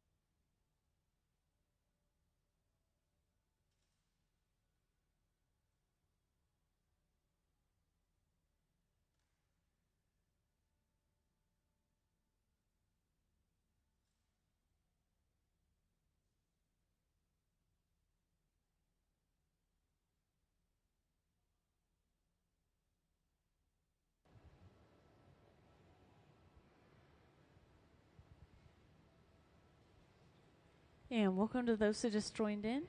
We have two different projects going on at the same time. We are seeing some pumpkin making over on the right bench, and this is going to be using cane, these sticks of colored glass that we have on the floor behind me. This is something they actually just pulled before you came in. They've broken some up and they've put it inside of a mold sitting upright, so they're going to pick up those pieces of cane. And then at the center bench, we are seeing some goblet making. This is what I've been highlighting for the majority of the day. This is very important because it's for our upcoming auction that we have on September 20th. We're trying to finish off all of these goblets before then.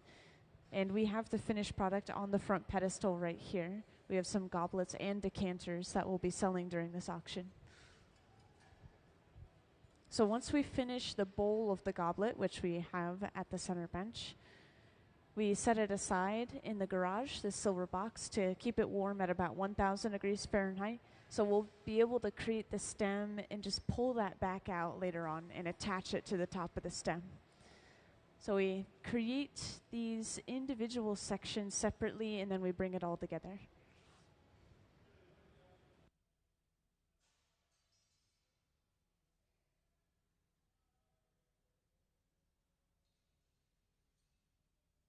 And it looks like Trent has just stuffed that bubble inside of the mold. And it looks like he's picked up all of that cane. I know it's a little bit hard to see because it's orange on orange right now, but let's see. Can we get a view of the right bench as Trent comes out of the glory hole?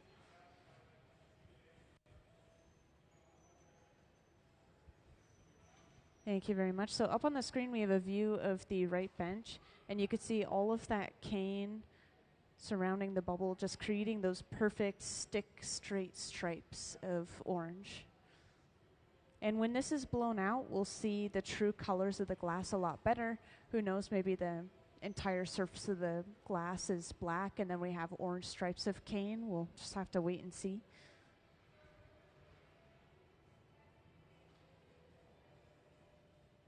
So this can be blown out now.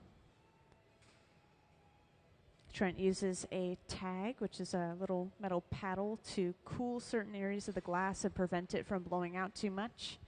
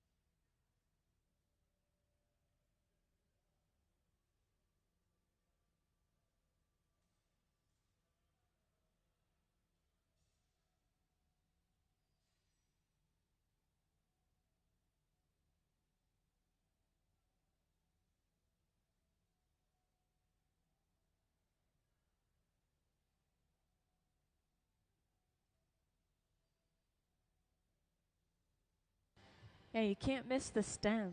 The stem is so fun to watch. pretty soon.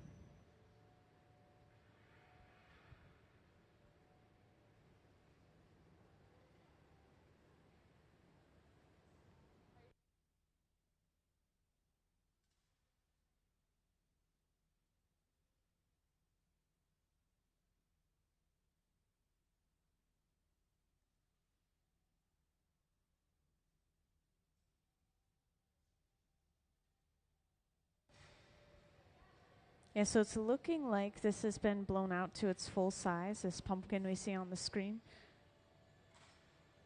So they have this set up in the front right here. It's this wooden board that's laid out on top of one of these tables, and when they create the stem, it actually goes into a mold that's pretty similar as to what was used for the pumpkin body itself. It goes into a mold shaped kind of like a star. And that gives it the texture like a pumpkin stem, where it has all these ridges on the outside.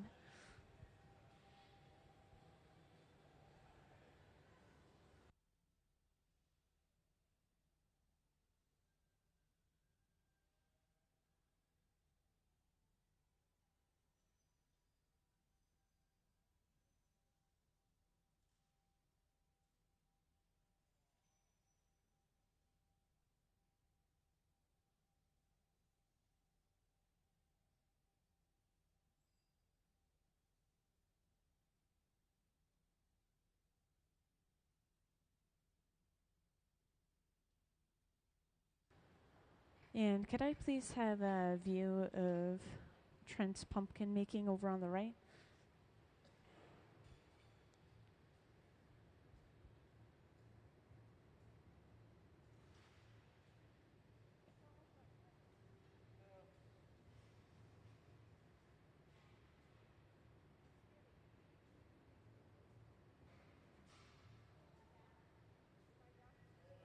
So we're knocking this off onto that wooden board.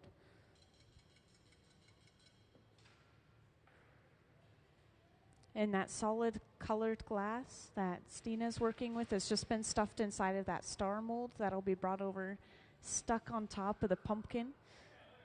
And watching them make the stem, again, this is very satisfying. It happens very quickly.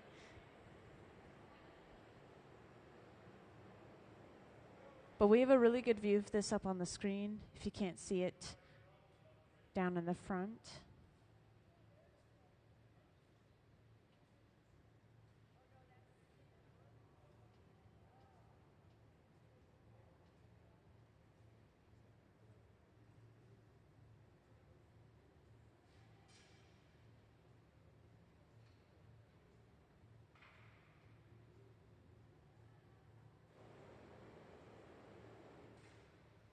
And a lot of these colors that Trent is using, I believe, are reducing color. So when he torches it, this is bringing a metallic sheen to the surface of the glass. It's bringing the metals to the surface of the glass. And just like that, another pumpkin is finished. And I know some of you guys haven't seen us use these boxes yet, so I'll point out this large black box is where we cool the glass down overnight. Sorry, I didn't want to interrupt your applause.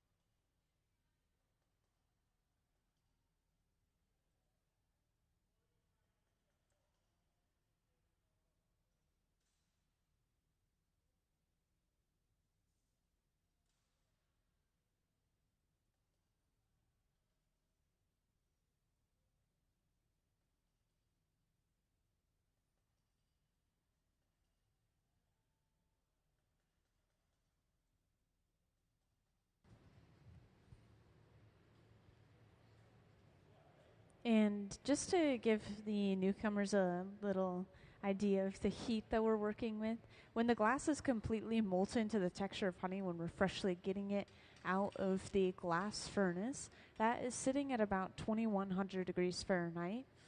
And when the glass is solid, like this bowl right here is pretty solid, it's not moving very much, it's still going to sit at just about 1000 degrees Fahrenheit. So the glass is always hovering between those two numbers.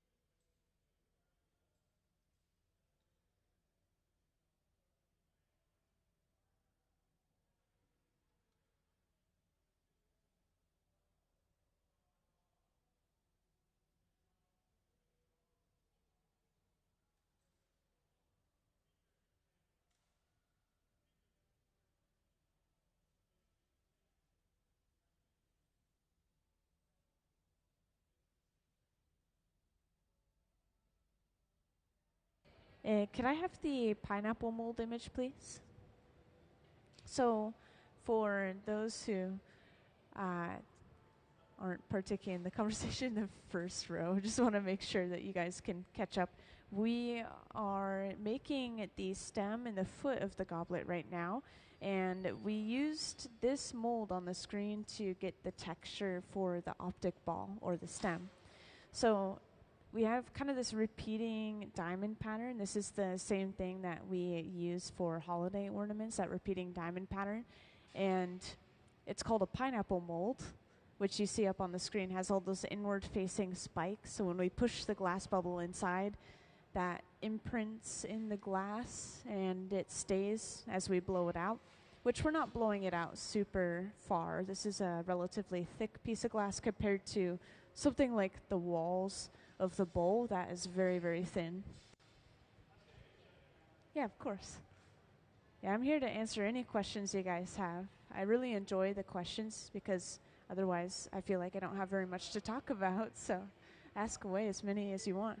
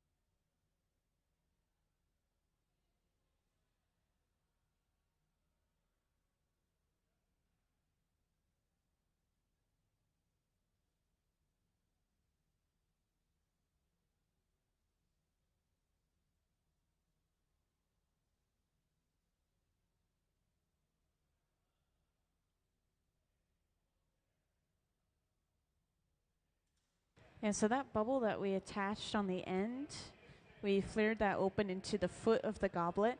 And this is specifically a blown foot. So it started off as a blown bubble.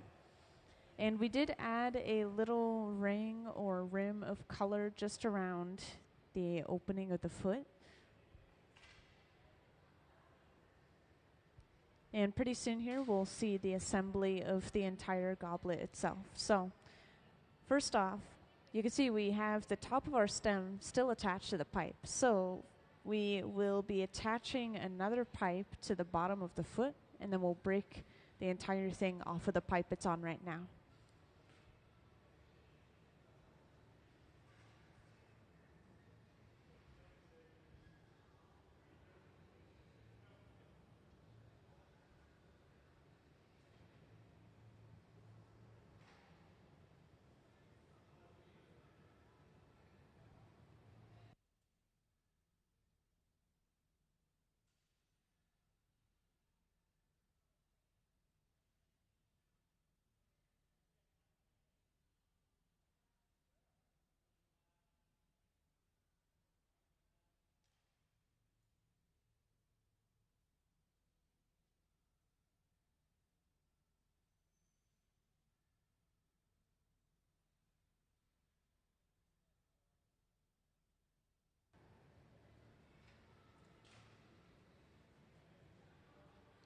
So we've just attached that second pipe, the punty, and we flipped the orientation of the piece.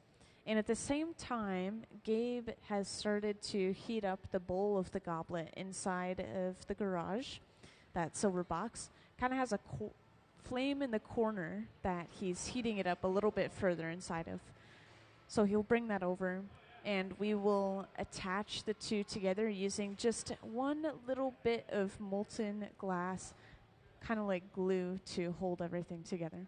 This move is done very quickly. I would say maybe about 2 seconds, and then the pieces together.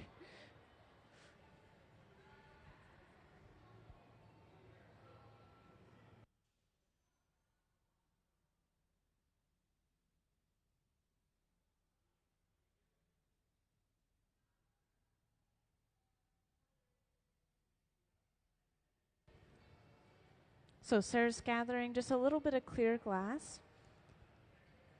And this is brought over, attached right to the top of the stem. And then Gabe immediately brings the bowl over. And that is attached on top as well, meaning all of our pieces are now assembled.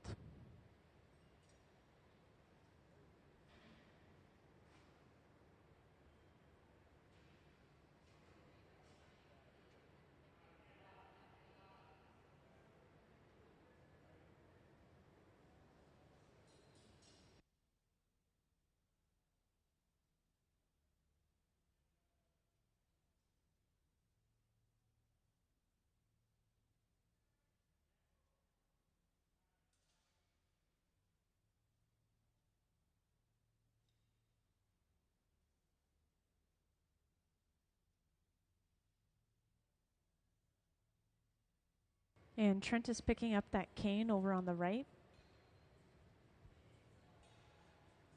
from inside of that mold.